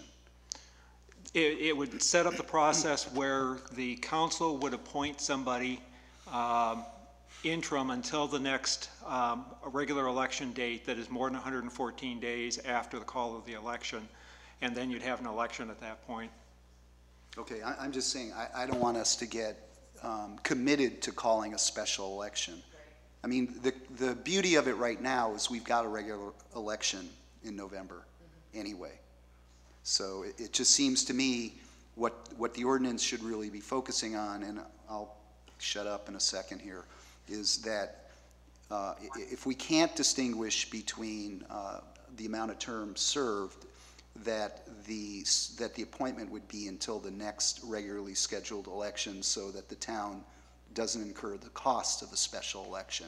It would be possible on a future vacancy that you would have to call an election other than at the regular election date, and would incur the cost of that special election. And when we say regular election date, it's not the off year, it's our 2-year. When we say regular, it means our 2-year schedule, not last year. This one just happens to fall on the November date. Right. If the vacancy had happened at a different time, you could have been in a position where the election would have to be called earlier in the year. Because of the way the dates fall, it's just a happy coincidence that it ends up being in November. So in the future, it is possible, depending on when the vacancy occurs, that the election you're required to call would not be on your November election date, that it would be earlier in the year, and you would have to actually call a special election. Even if it's by ordinance? Right. See, but that puts us, or somebody in the future, you're not going anywhere, right? It would create a different set of chaos. Well, it would cause us to incur the cost The $50,000 the special election. Correct. Yeah, the focus of the excuse me, of the government code is getting the election called as soon as possible after a reasonable period of time. So if that happens to fall on a date other than the November date, then that's where the government code is looking for the election to be called. In fact, it could be a June. Correct. So, see that, you know, so think it's it's a June or little March. bit fluid and dynamic. It's not such a black and white situation. There's basically a default rule that's in the government code, which is what you were looking at before, and then you can opt out of that with this one option, which is specified in the government code how it's going to operate. And that one requires that the election be held within a certain amount of time? Within a certain amount of time, correct. Okay, well, that makes a difference. John, any thoughts on this? Yes, yes, I do have thoughts. It's a conundrum. I mean, it's the short term. Yes, it works for right now because we happen to be in this right point for the next election.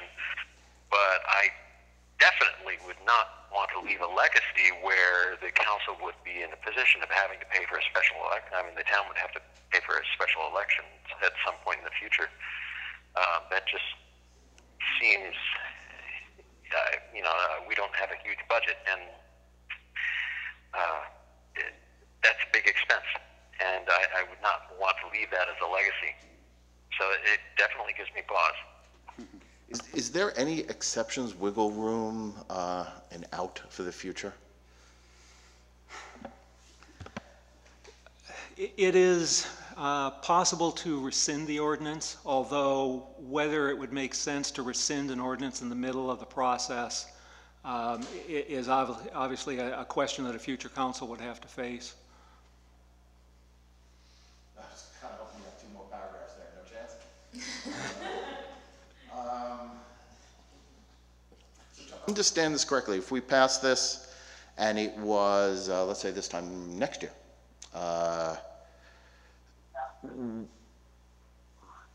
we would have to call that election in June or November of 2014. Depending on how the dates fell, it is possible that you would have to call an election in June. And would that person serve, then we would have unbalanced terms, or it would just be through the rest of that Through term? the balance of the remaining term. Or not, through the remaining term. Through the remaining term. Yeah. So the fact that this ends up being a 2-year term after the election is just another coincidence. It could be longer. Have you looked at the San Anselmo ordinance? I haven't seen the ordinance. I know that they considered last night, and I saw a news report that they had done the first reading on it. Yeah, I glanced at it. I really haven't studied it. I mean, and I'm not doubting your understanding of the law, because it's all new to me. So, yeah. Oh well, let's take the rest of the hearing. Pam. Pamela Meggs, 310 Cypress Drive. Just firsthand hearing about this whole thing, it just hit me how obvious it is for that long of a term, and that's a gut reaction. So take that into consideration, and the people of Fairfax and who they want to vote for. And it sounds a little complicated, but knowing our council with the history, I think there's a way to work it out. And and that's what I was starting to say just before this discussion, is there could be a potential cost if you create another special election. So I'm not sure what else to say other than that. You got to let the people be involved, power to the people. Pam, in a way, you're sort of, you hear the conundrum that we've just discovered, but you still weigh in on the fact that that may be a conundrum that we face down the road with all of its unpleasantness, $50,000 of unpleasantness, in fact, which is the cost. How do you know it's a problem down the road? Let's say there's so much projection going on that we're in the here and now right now dealing with this, and we keep projecting out of what could happen and what candidate and this and that. That's, to me, it's just right now. I hear you. The concern that we have, however, is if we make this decision, we send council out, they write this thing into stone. And let's just play this out, that we were having this conversation next year instead of this year. We would have to call a special election under this new ordinance, and we know that more or less in the range of $50,000 of cost to have a special election. So while we're sitting up here, and I think what I'm hearing John say from Florida is that, boy, we would be putting a whomp on the budget on a future council. Yeah, I'm not saying that's cool and groovy, but I still, for some reason, it doesn't feel like you all have your information and that there's still more stuff coming in, that you haven't gathered all your facts. And who knows, maybe there is some law in the state that says you can't run 4 out of 5, you know, on a 5. I mean, we don't even know that. So that's why I'm still kind of like wondering, what are the rules? Well, I got to tell you, the whole idea here in the government code, and I understand that it's recently been expanded. It used to be, I believe, 30 days, and now it's up to 60 days. So the legislature, in its wisdom, wants to have these matters resolved, or wants local government. So we are in a very compressed time frame. I see, I hear. Anyway, I just don't think a 3-year term should be appointed, period. Thank you. Valerie. Valerie Hood, 79 Dominga. I like the idea about the democracy, that this is too long to appoint. I mean, and I have friends running who would like to be appointed, so it has nothing to do with that for me. I just think it's really important. I think it's really important that we do find out what San Anselmo's ordinance is going to say. Perhaps they figured out some way, who knows? It is troubling about 4 people at the same time. I really like the idea of that Chris was suggesting, that the top people go in line, boom, boom, boom. It seems really silly to have 2 separate ones.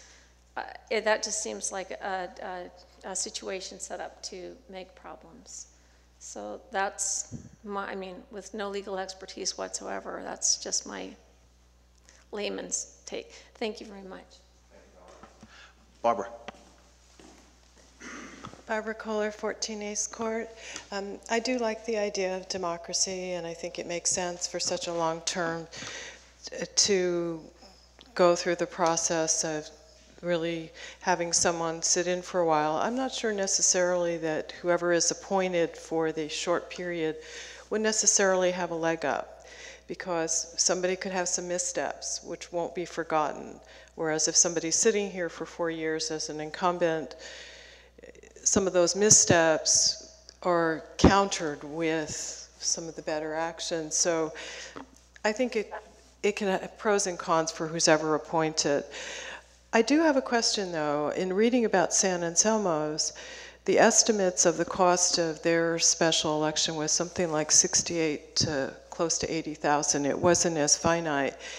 And I heard, I think at the last town council, that we thought between 45 and 50. And having lived in San Anselmo for about 8 years, a number of years ago, I thought they have less population than we do. They have more. Okay, so I guess my concern is, I'm hoping that we can work some magic about not tying the council into future calling a special election, particularly with our fiscal situation. But I do have confidence that, as Valerie said and Pam said, that those rough edges can be worked out. But it really does seem like you need to have more information, because there are still questions about what would this ordinance look like. Are we going to tie this town into calling a special election in the future?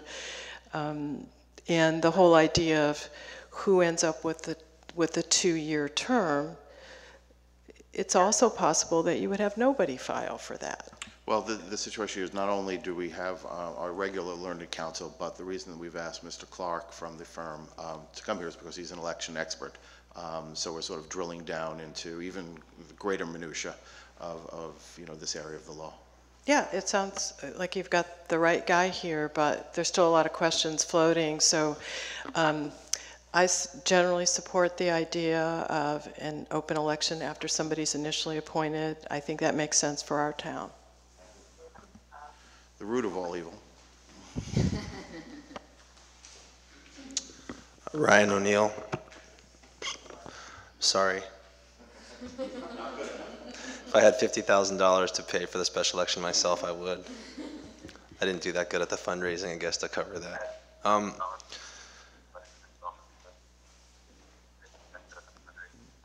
This is a hard situation, but it's very easy for me to navigate through this. But I'm not making the decision.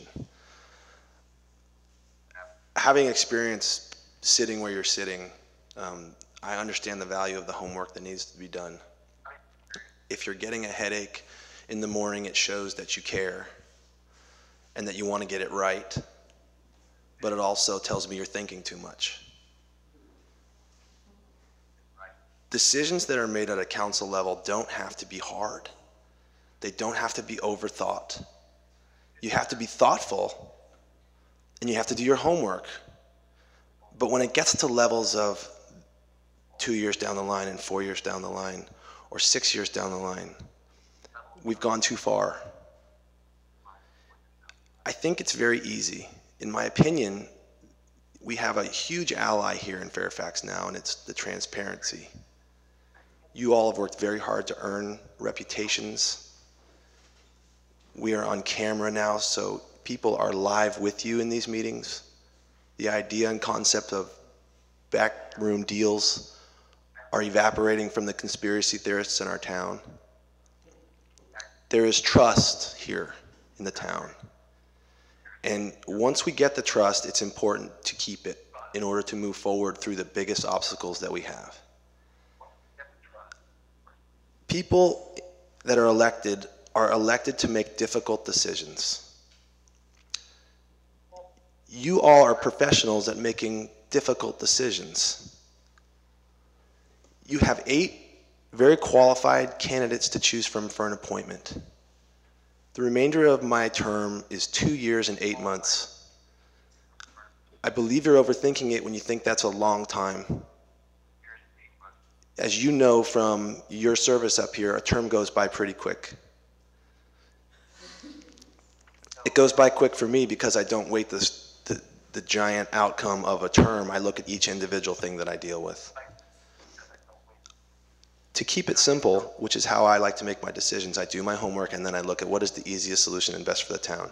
If you can say to yourselves that you can make hard decisions, which you do every day, and if you can say to yourself, I'm transparent and people trust me, then this is easy. You pick someone who you think is most qualified to represent me. You pick somebody that the town will trust because you trust them.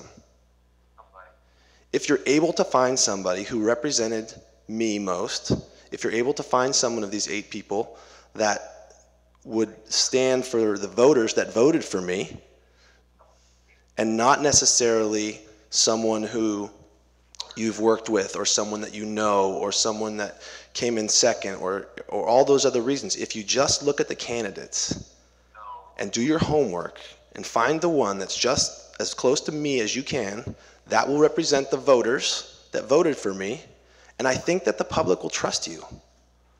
And I think we're just thinking so big and so far down, and who's going to have the edge at the next election? Just cut all that white noise out and just cut to one of a group of very qualified applicants, give them a 2-year and 8-month term, and let everything else fall by the wayside. People trust you. This is not that hard. People trust you, and I think that whatever you come to, like when we hired the town manager, we did a lot of homework and we came to consensus. I think you're capable of doing that without overthinking this. Let me suggest why I'm listening very closely to what Larry is saying here. Is that earlier today we made a very tough decision on who to select for our very important farmers market. In the realm of how our town operates, that's an important decision. Selecting Garrett to be the town manager, a remarkably important decision. But there's a very different, there's a great difference between making a ministerial decision or making sort of a financial decision, as opposed to the even at our local level,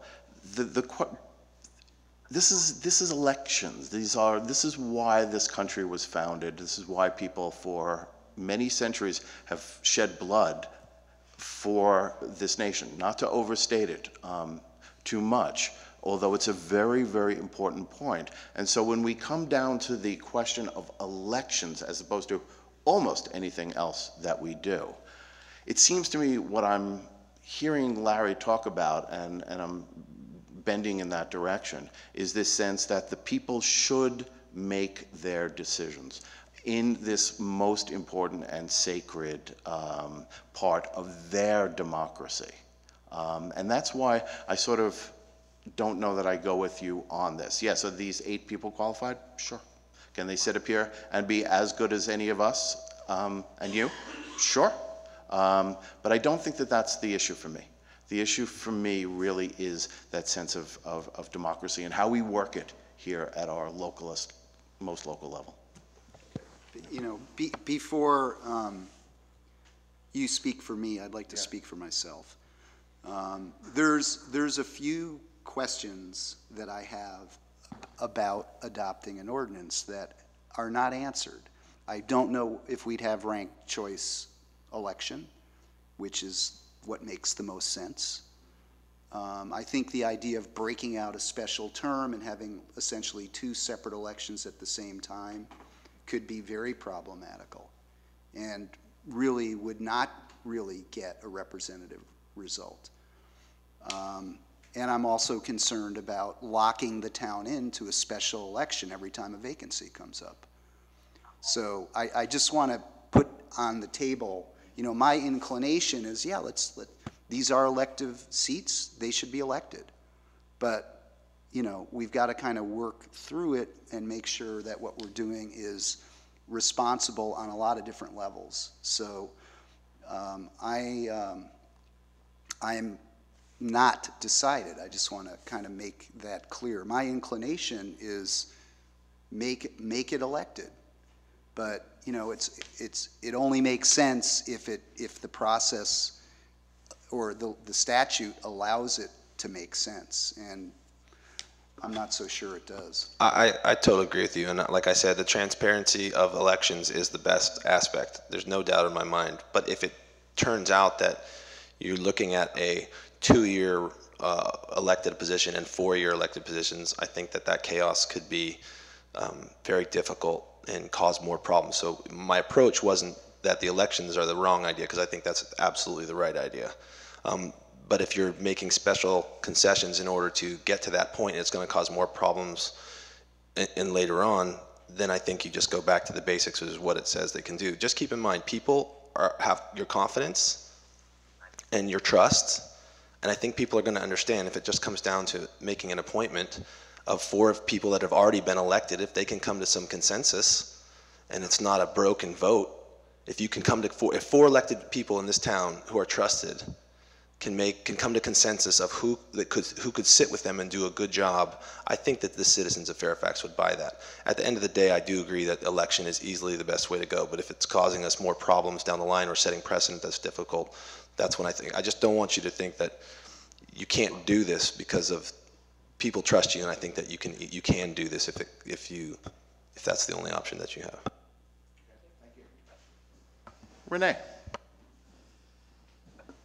Hi, I'm Renee Goddard, 294 Cascade Drive. I wanted to just move slightly beyond the whole place we're in terms of election and appointment and the differentiation and what we're talking about, because I agree that, you know, our local democratic decision making is what has put us on the map and what makes me proud to go out in the county and represent our ideas and, you know, get excited about things. But what I want to understand is, do I understand correctly that moving forward that could mean that at each or at different times in the future we would have 4 seats open for election at the same time? No. What's the most number we could have where we would bring someone potentially new onto the council? 3. No. Well, okay, you could really, in a sense, all 5 could resign, and then they would. Oh, yeah. Okay. But in the general thing is what council was alerting us to is that you would. If this was, again, next year, and we had a special election, and that person, let's say it was in June or November, that person would only serve for the remainder of that term. So we would intrinsically hold to our 3-2, 3-2, 3-2. There would just be, during the interim of that term, that's what a special election would fill, much as like an appointment would fill. Except for this fall, which would be 4. Okay, so it's only, we're talking about this fall. No, this seat, the Ryan O'Neill seat, if you will, No, is a 2-year, 8-month I term. just wanted, the point I wanted to make briefly is that I think one of the strengths that we have as organizations, and the organizations I've worked with, especially when we're talking about kids and we're talking about systems and committees and councils, is that we have a multi-generational opportunity to have a mentor and a newbie, and we actually learn from one another. We have continuity and, you know, a place where we don't have to walk up and pretend like we know absolutely everything that's ever gone on. So we have counsel. And it would determine my choices in moving forward if I knew that there was going to be this, you know, clean sweep of the, you know, an erasure of the slate that we would have to then start over virtually without counsel. And I think, you know, some continuity in coming into positions and moving toward doing your best is requires that seniority, if you will. Well, you raise an interesting point, because in San Anselmo, in their election 4 years ago, they cleaned house. They took out 3 incumbents. And so there were just 2 sitting council members when those 3 folks came up. Granted, one had been a former council member, one, you know, so there were, you know, some different facts in there. But you're exactly correct. If we went forward with this ordinance and council, you know, got back to us, we all agreed on it, yes, 4 new people could be joining Larry sometime in November, December, whatever it is. Yeah. Could I just ask council a question? What happens if we don't appoint within 60 days? Then you have to leave the seat vacant, and it's filled at the next election, which in this case would be November. You certainly do dribble out the information on, but it's very interesting. So it would, in other words, if we don't appoint, then it stays vacant until the next election, correct? Yeah, if you don't appoint, then you are required to call an election. It remains vacant until that election, which in this case would be November. Okay. So we would be within the time limits for calling an election in November, if for some reason we couldn't appoint or didn't appoint or whatever. Okay. Thanks. Yeah. And then it would be a 4-year term, or then it would be a 2-year? It's still, fill out the that remainder of the term, whatever it is. In this case, it's 2 years, but you fill out whatever the remainder of the term is. The point that was made that you maintain your 3-2 turnover. Right. It continues to be the case. This is not a process that will upset that. And then if there was no appointment, or we didn't make the appointment in time, excuse me, would that remainder term be a separate, called out separately on the ballot? I still think it would be, because it's a special election for that seat as opposed to the regular election that you have for the other seats. Okay. And we still don't really have the answer of whether we could do a unified ballot. And that's what we're going to look at. I don't think that you can, but I don't want to tell you for certain that you can't without looking at it. Okay. My belief is that what you're going to have is a special election for the remainder of the term, which is 2 years, and then you'll have your regular election for your 3 seats that come up normally for a 4-year term. Okay.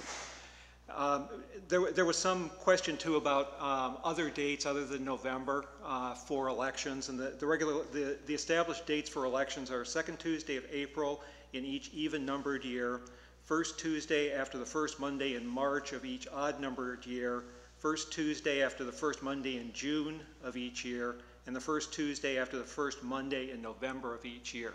So there are 4 possibilities for when you would have to call that special election depending on when the vacancy occurred. In this instance, because of when the vacancy occurred, it's that November date that was the closest one that had enough time before it. But there was like that 144 day. 114 days. 114 days Right. had to be in between, so Yeah. we couldn't say like, oh, good, well, we'll just wait till November. We would have to do it at the closest one that also Correct. allowed the 114 days. Yeah, so it is possible that you could, depending on the year, depending on when the vacancy occurs, that you would have to call an election in April, March, or June, as opposed to November. As a special election. Correct. Yeah. Peter? Yes, thank you. Peter Lax, 206 Cascade Drive. I really do think that it is important to, have elections as soon as possible, because you have to think about, you can't sort of reinterpret how the people voted. People voted for 3 candidates in 2009 to serve 4-year terms. They voted for 2 candidates in 2011 to serve 4-year terms. So I think it's important to maintain that as much as possible. And I'm wondering if an ordinance can be drafted to just have the appointment last until the next regular election to avoid the costs of a special election. But I think it is important to have the election as soon as possible.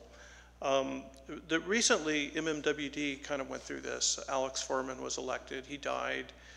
They had a special election in 2010. Ordinarily, there were 3 seats up. There were 4 seats up in that election.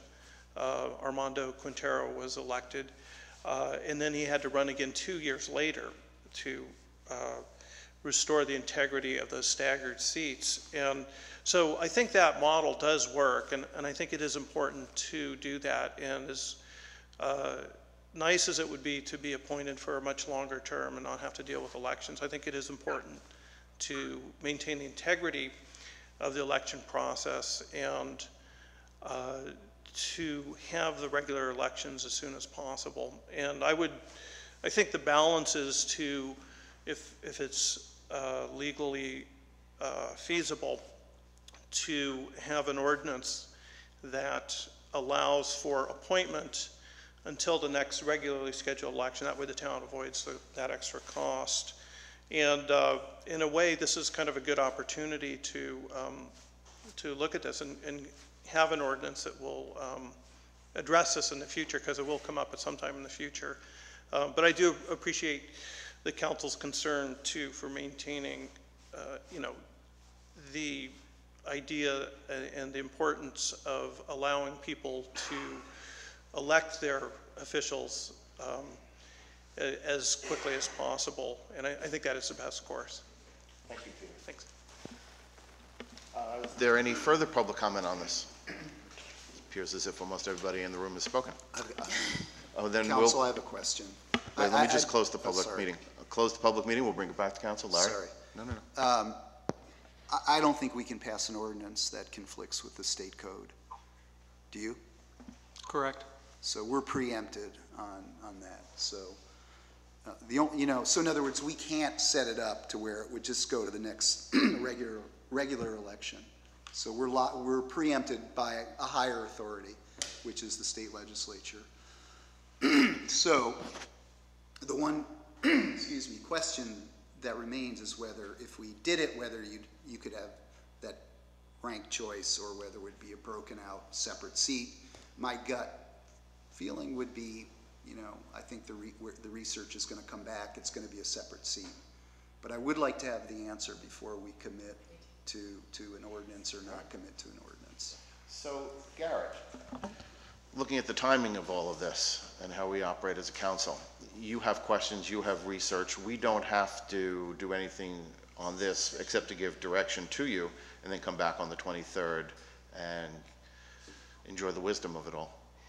That would be correct. What we would do, if I understand everything correctly, is assuming the 23rd is the meeting, we would come back to 23rd, you would conduct your interviews. At that meeting, we would have the first reading of the ordinance available. At that time, then you could decide to adopt it, not take any action. In any case, if you did, either way, if you adopted the ordinance to the first reading, the second reading would occur on April 3rd. After that second reading, then you would appoint council member. If you did nothing with the ordinance at the 23rd, you still could wait to the April 3rd regular meeting to appoint the council member. So you have that flexibility. The only thing from our end as staff is whether or not, because of just the changes in circumstances, would you want to reopen the application period for more applicants, which then creates a problem depending on when you structure the meeting, because there's not a whole lot of time And to get the word out. We also have a conflict on scheduling on the 23rd. So. Right, so that's like for the next item, we have that kind of listed there in terms of selecting a date. But that also layers in the question of if we just were seeking to fill the term until November, would we wish to encourage applicants, I'm going to make a leap here, say that the 8 applicants who applied are applicants who wanted to serve for 2 years and 8 months. Part of this transparency is not to create incumbents, an incumbent. And so do we open it up and thereby solicit and put out there, as we have in one of our questions, would somebody have an interest in just serving till November? I want to respond to that because that has been one of your motifs, and I understand it. But I don't. First of all, I don't think it's enforceable to have a candidate say they're not going to run. I don't think it's legally enforceable. We found out in San Francisco with Mayor Lee, it's not enforceable. The second thing, as far as transparency, this process we're doing is transparent. If we appoint, it's going to be transparent.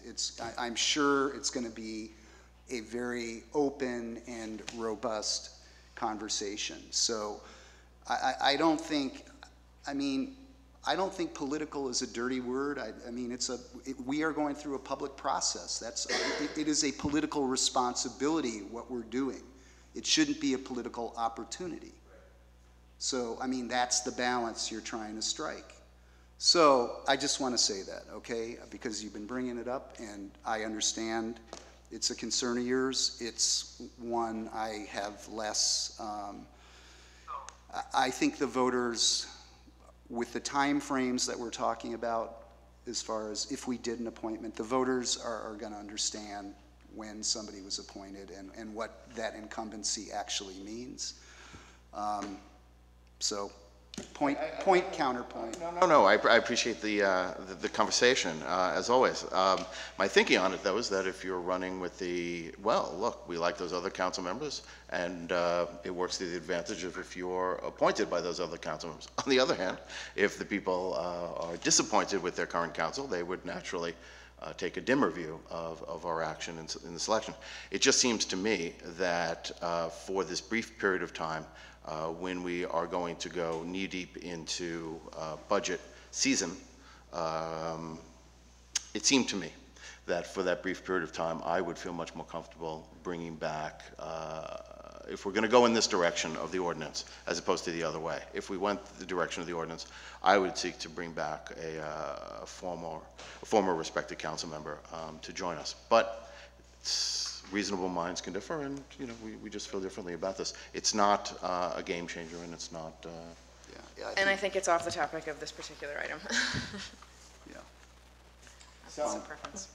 With that, are we agreed that we've given direction to both council and our manager, and it's now time to move on to number 2? Can I make a comment on On the last sentence that you said about the mayor, or the mayor that you're bringing back? He would be able to run, though, again, right? Yeah, the way that I've expressed it is, yes, I know Larry's brought up the question of Mayor Lee broke a public pledge. It's a city of 750,000 people. You break a pledge in a town of 7,500 people, 5,000 adults. Yeah, good luck. Perhaps before we depart from this, we should give John a chance to comment. John, thoughts?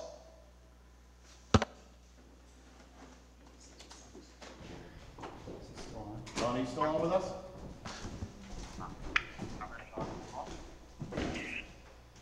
Well, I think that we don't have all the information, and I will be very interested on the 23rd to hear what comes back. To an extent, seems to be pointing in a certain way, and yeah, I think it's important to publicly debate it and protect the interests of the town and also the integrity of our public process. I like Peter Lax's thoughts that somebody could, just be reaffirmed by the voters or not. Whether that's legal or not, remains to be seen. It seems like it probably doesn't. But on balance, yeah, we don't have all the information. But at this point, I find myself leaning towards just having a robust process here and knowing that we're going into the term that we're going into. But the conversation's not over yet. So until we get the rest of the information, I'm very interested to learn the thinking behind San Anselmo's process and also exploring the answers to our questions that we've had tonight. Okay, thank you, John. Well, with that, we'll close number 1 and move on to number 2, the adoption of the interview and appointment process for the selection of a candidate to be appointed to the vacancy. Garrett? So yes, so staff is actually proposing an interview and selection process for the council to select a replacement to fill the vacant position. We actually modeled it after what the San Rafael City Council adopted with a couple of modifications. You'll note attached to the staff report actually is the process. There are some blanks, underlined things where we really need direction on if the council agrees that this is the appropriate process.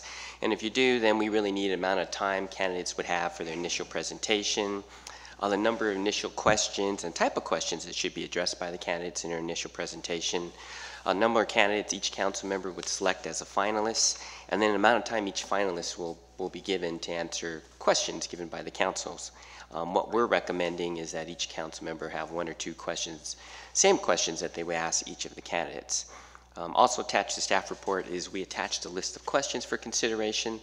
Obviously, you could revise them, you could develop your own questions. We're just proposing that you at least include 3 to the council candidates so that in their presentation, at least you'll have some basis of comparison because they've addressed these 3 questions. And then for the finalists, again, we would say each council member would have 1 or 2 questions. They would ask the same questions each candidate. It'd be up to the council member to develop those questions. We could work out the logistics of how that would work if there's a duplicative question. But again, with that, really, and the other main issue is it all has to happen within the next 3 weeks by April 8th. Right now, we selected a date of March 23rd. We know there's at least 1 council candidate who cannot make that meeting, be out of town. But some of the other things is we haven't heard back from all the candidates whether or not they can make that meeting. More importantly, we haven't heard back from the candidates of whether or not there are dates they absolutely cannot make. I think the difficulty for staff is that really you have 4 council member schedules and you have 8 candidate schedules. 12 people to try to find a date that works for everybody to happen in 3 weeks, it's a little tough. So what will matter is really the most important thing is all 4 council members can make it. So right now it's selected March 23rd. Again, we know 1 person cannot make it. So really it's up to the council to try to figure out what that date would be or stay the course. And again, really the other question is, I know we're going to come back with the ordinance, but again, it's the issue of do you want to open up applications or just stay with the 8 you have? That's just some staff concerns. But other than that, we're just waiting to hear your direction on this. You're a sadist. Pam, your thoughts? What was our window on applications before? How many days did we give people to turn in applications? I know that was quick, but this would be even quicker. We did, the meeting was on the 6th. I think we did to the end of the month. So that was probably close to 3 weeks, if I recall correctly. And this would, if we opened up for more applicants, with the possibility of this being, I mean, we aren't even going to know until the 23rd if we like the ordinance that comes to us on the 23rd. Correct. Correct. So what would happen is if we stuck with the 23rd, then we would try to put a notice out tomorrow and try to get them all back by Thursday because we would need some time to get you those applications prior to that Saturday. So people would have probably not even a week or about a week. That sounds tight to me. Tight. My thoughts on some of the other things is if we have 8 applicants, if we gave generally about 10 minutes total to each person, maybe a 2-minute presentation and 8 minutes to answer questions. That's sort of my general sense on that particular blank. And then finalists, maybe another 5 or 10. I mean, I think if we have eight applicants and we give them 10, we're at 100 and... Hour and a half. We're at an hour and a half, and then if we take another, then we have to deliberate, then we take another half hour? Hour. That sounds okay. 9 to 12? Other than that, I think, so, and my only other question is, are you asking us to sort of, each council member gets to ask two questions that have to be the same 2 questions? Or, I mean, I know that there's sort of a thing on here that says the applicants won't know what the questions are beforehand, and then there's this lovely list in our public packet of what the questions are suggested. Yes. Just in case you didn't notice that. So they weren't supposed to see those questions. Okay. That's correct. Under the San Rafael model, each applicant would have a certain amount of time to make presentations. In San Rafael, the council did not ask any questions for the first presentation. They just heard the presentation. Each one of them had to answer 3 or 4 fixed questions ahead of time, and then that's what they had. And I think they had 6 minutes. They had, of course, they had, I think, 12 or 14 candidates, so they had 6 minutes, initial presentations, no questions, and then what happened is then the council decided on finalists. Each council member picked 2. I think if you were a finalist, if you were on that list, then you became a finalist. Then the finalists were given, I think, 2 minutes to answer 1 question from each council member. Each council member actually had the same question that they asked of the candidate. And that was how their process was laid out. And that's in essence how we have this somewhat laid out. So do we have a closed session before that we determine which questions we're asking, or how do we know that we're not asking the same question as another council member? Well, logistically, how that would have to work is, what we would recommend is you can, as council members, just send your questions that you're going to ask for the finalists to us. We could review it and then let you know if there's a conflict. And what we would recommend is that each council member have some backup questions. So if your question gets asked, you have a backup question to ask. Garrett, let me ask you if we can simplify a difficult situation. I don't like the gotcha approach here. Why don't we select a series of questions, let people think about it for a couple of weeks, so that when they come to us, they have thoughtful and well-reasoned conversation with us. And any of these questions, are pretty darn good. 3 goals, skip the second one. What program budget areas would you advocate? I mean, these are, thoughtful, good, solid questions that would give anybody a chance to evaluate an applicant for the seat. I don't think we give them the opportunity to be in the hot seat that we are so often in, where you have to think of the answer to a question. Sorry. And actually, I think it's a good idea. yeah. There's no reason to torture our appointees. So I think, Mr. Vice Mayor, I think for San Rafael, they did appoint, I think they might have had a council subcommittee of 2 that came up with the council questions. I suspect we could probably come up with them in the next 10 minutes. And you've presented a very good list. And, I'm sure we could select 4 of these from the 1, 2, 3, 4, 5, 6, 7 of them, particularly since the second one seems to be coming out. So 4 out of 6.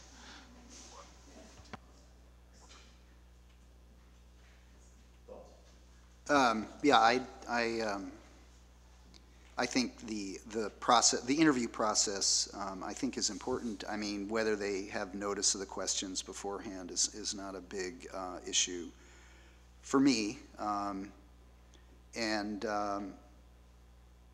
mean, we could try to work it. We could try to work the questions out now. We could try to work the questions out now if that's what everybody wants to do. Let's just take a moment here. The bottom 3 are kind.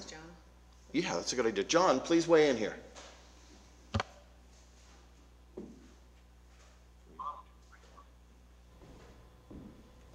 John, can you follow us on? I wish I could say that I've got a copy of the questions that are sitting in front of you. Oh, not a problem. Let me read them out and as we go. So the first one is, cite 3 top goals for the council and your reasons for considering them high priority. That's a good question. That's a very good question. We're going to skip the second one following the colloquy between Larry and myself regarding running for the position. What the third question was, what program budget areas would you advocate be increased, and how would you fund these increases? Interesting. Number 4, why are you interested in serving on the council? 5, how would the council be a better council with you on it? 6, what have you done to prepare yourself for taking over this role? It's a good question. And the final question, please give us more detail on what your vision is for the town of Fairfax. I certainly think the first question and the second to last question, what have you done to prepare yourself for taking over this role, would be particularly apt in light of the position. And the question of why you're interested in serving was on the application. We did, and so we've we gotten a have- written right. response to that at least. And I think question 1, top 3 goals for the council, Yeah. is a good question. So we all 3 have consensus on number 1 and the what have you done to prepare yourself for taking over this role. Do we want to select 1 more or 2 more? I think these are all pretty good questions. Frankly, I like the idea of giving these questions to, I mean, somebody's basically filling out an application. I mean, it's kind of interesting, when somebody gets a question that they aren't prepared for it, to see what they say. But that could well be served by the second round. The semi-finalists answering questions at that point. And I think it's a good idea to, kind of even the playing field with a wide range of questions, and I'm pretty happy with those, to be honest. With the additive why, what your vision is, which I think we put on all our boards and commissions also. So do we want to go with 3 or 4 questions? Let's go with 4. And which? Should we go with 3 or, is that the question right now? Should we go for 3 or 4? It seems that we're going to go with 4 different questions. People want to suggest 2 others? I think that one of the questions John asked, which is one that I had thought of, was regarding the boards and commissions that we all serve on too, and that maybe that's something that's more appropriate for the finalist. I have a feeling that the boards and commissions are going to be very scaled down for anybody that takes over this role. They're going to be, as they say, really sucking air to come up to speed, and to say, hey, by the way, you're now on X committee also is, boy, I think some of us will be sitting in as alternates along with them, but I think I'd be hesitant to really impose that and throw them into the deep section of the pool. Isn't that exactly what all of us have done, though?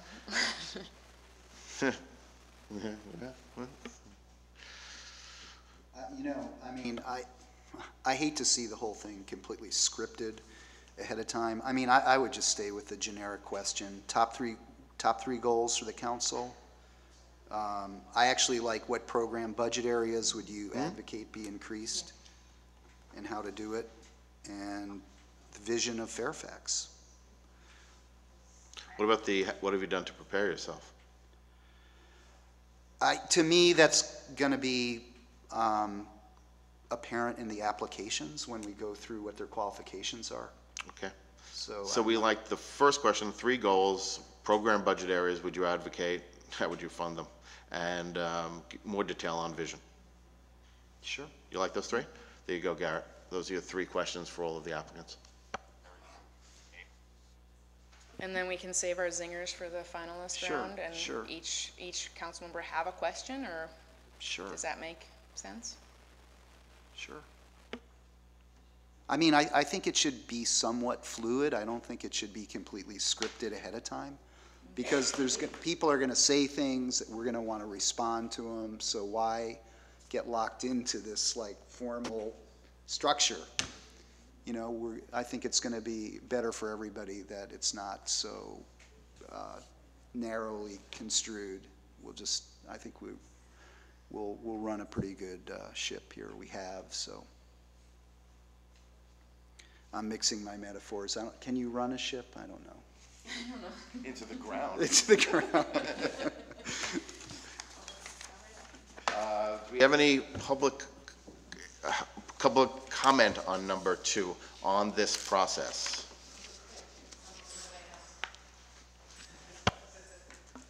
having been on, or still on, the sanitary board, we did an appointment. And it's kind of interesting. Some of what you're talking about is the same process.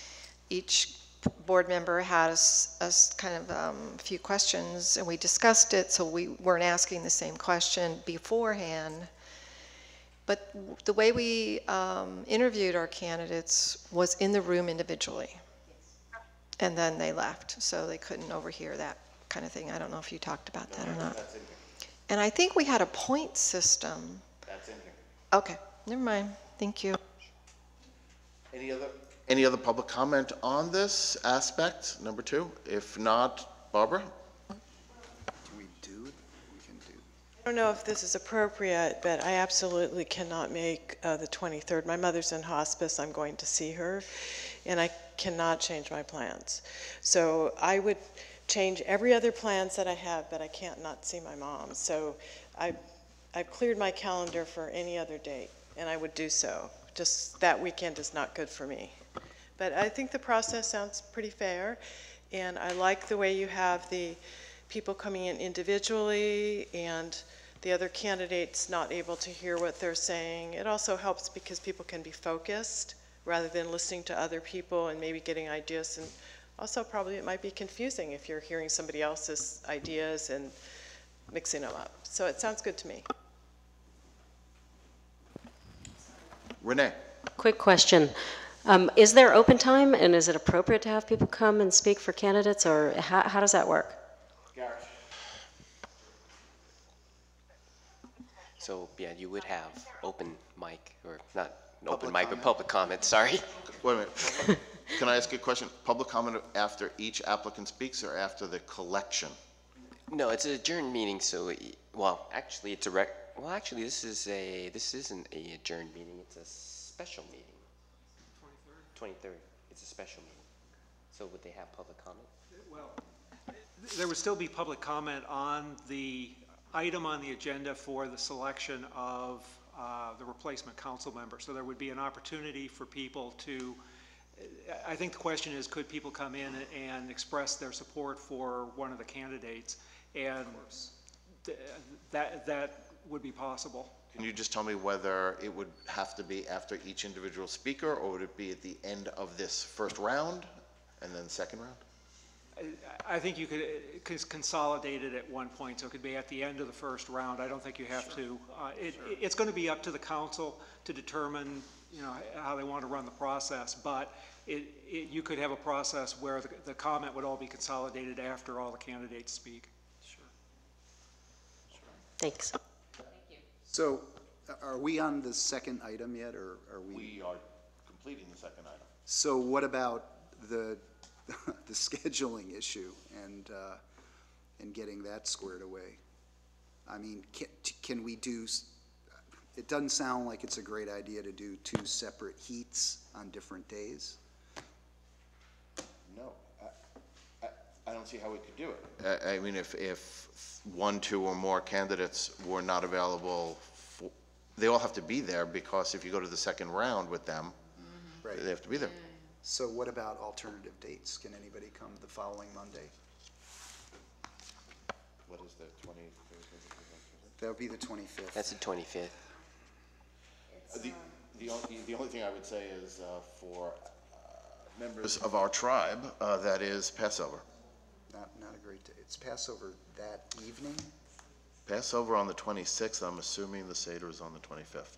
Can never speak to the wisdom of my calendar, because it's pre-printed, but I don't know. I don't know. What are you I think it pretty much. Wait.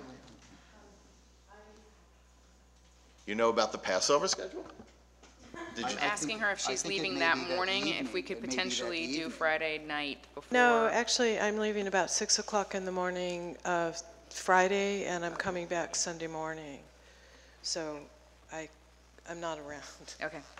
Jewish and Islamic. Does anybody have? Can we check? It is right.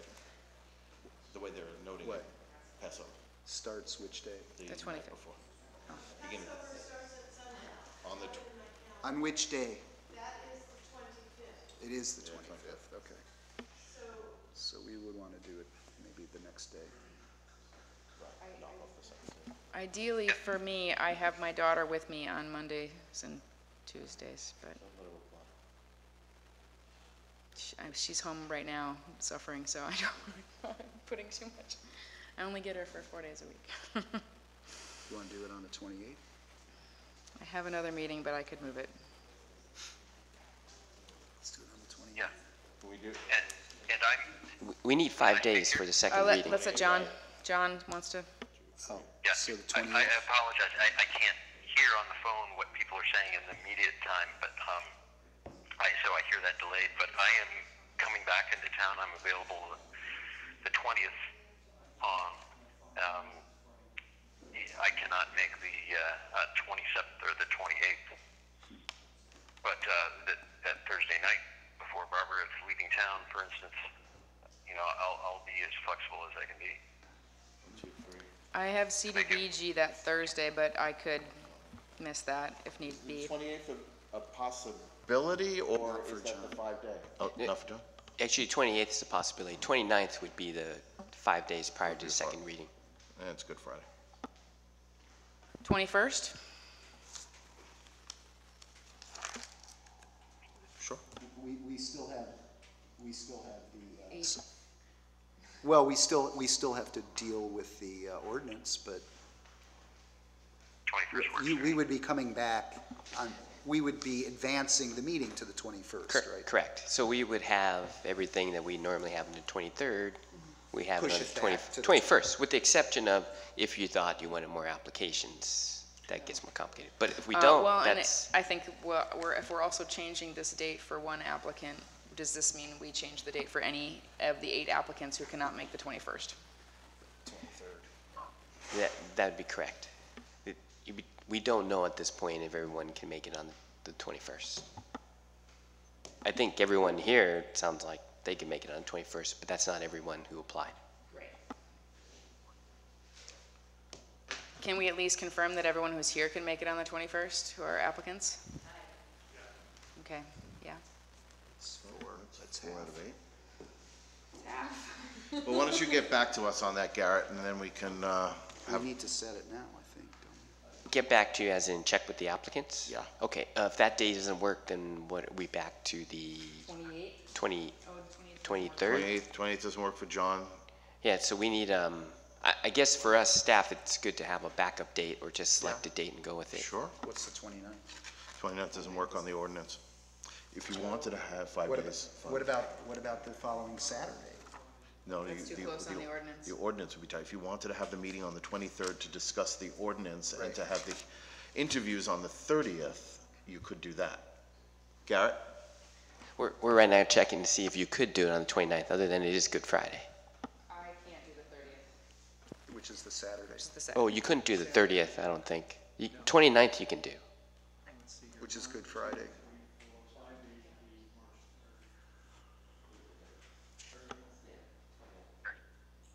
The 29th would be the last day if you're going to adopt the ordinance.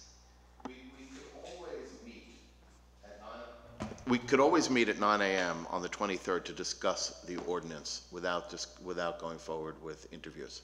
And then we could clarify this matter and meet at another time once we've clarified it, one way or the other, to get into the interviews at a more distant time.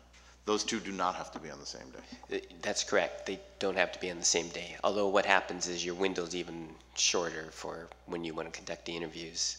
I mean, theoretically, you could interview on April 3rd. You could interview after April 3rd. You just need to do it by April 8th. Interesting point. Just do it early in the morning, or I mean earlier. Isn't before the less meeting? meetings better than more meetings? Fewer. Just a thought.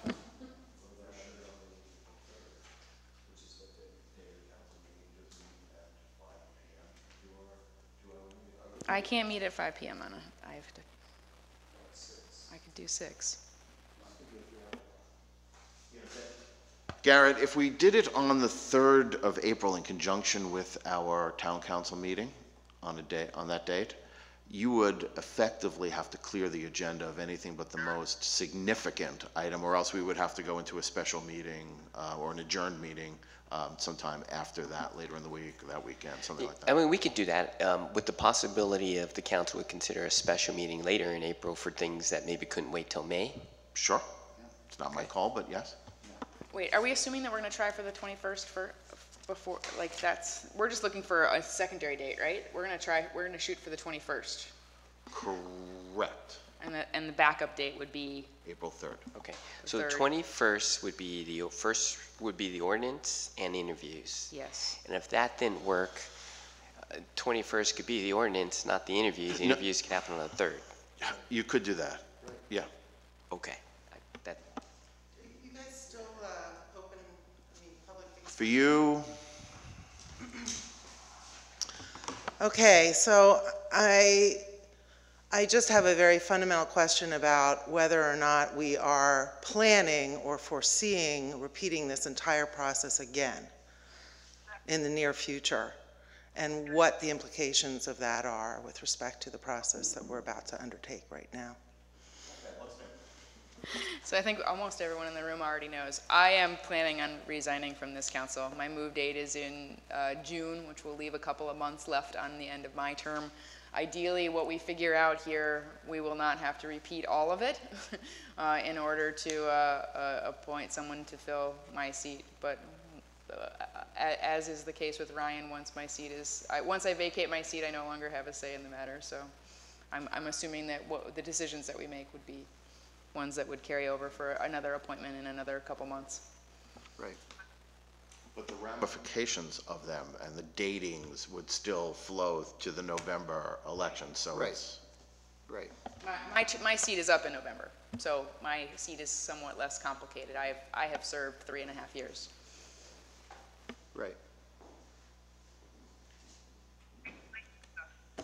And maybe just a little more clarification. So for initial presentations, we said 10 minutes? 10 minutes, okay. 10 minutes, and I got the fixed questions. Is council anticipating the initial presentation that you would ask follow-up questions or no questions?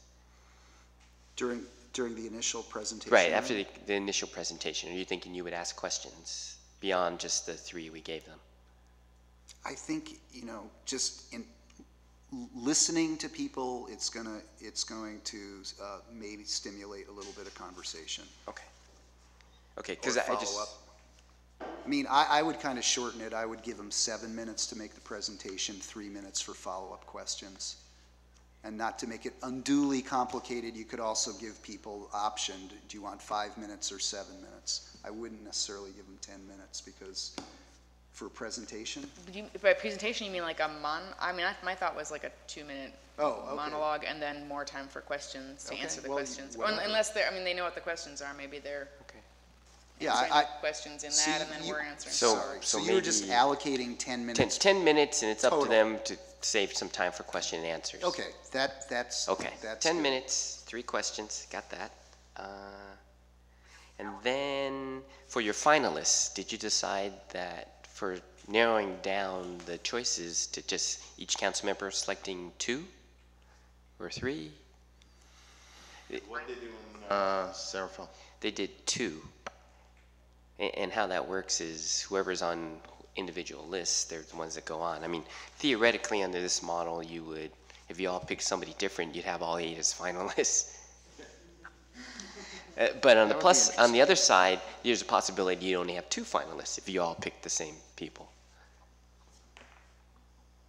Then I guess you're sort of driving us toward the 3, aren't you?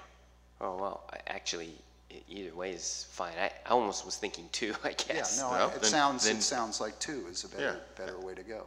And if it worked in Sarafel? And what has happened in other situations in the case that we have 4 council members here? What happens if the final deliberation and vote is a 2-2 vote? If you have 4 council members and you have a 2-2 vote, then that's no decision, which means the office doesn't get filled. And if the office doesn't get filled by the 60 days, then it automatically goes over to election with the office remaining vacant until the election. Being the November election. That's correct. In this case. And then as additional clarification, for the finalist interviews, the amount of time was 5 minutes, or what? I'm sorry, I missed that. Well, actually, for the finalist interviews, the idea was council would just ask them questions. And actually, it doesn't have to be set questions. I suppose you could ask whatever questions you like, but it'd be good just for this to just represent what you're thinking. And it's just 2 people? Theoretically, it could be 2 people, it could be more, assuming that the policy is whoever you name as your finalist automatically becomes a finalist. So if only one person has a person's name, they would still be a finalist.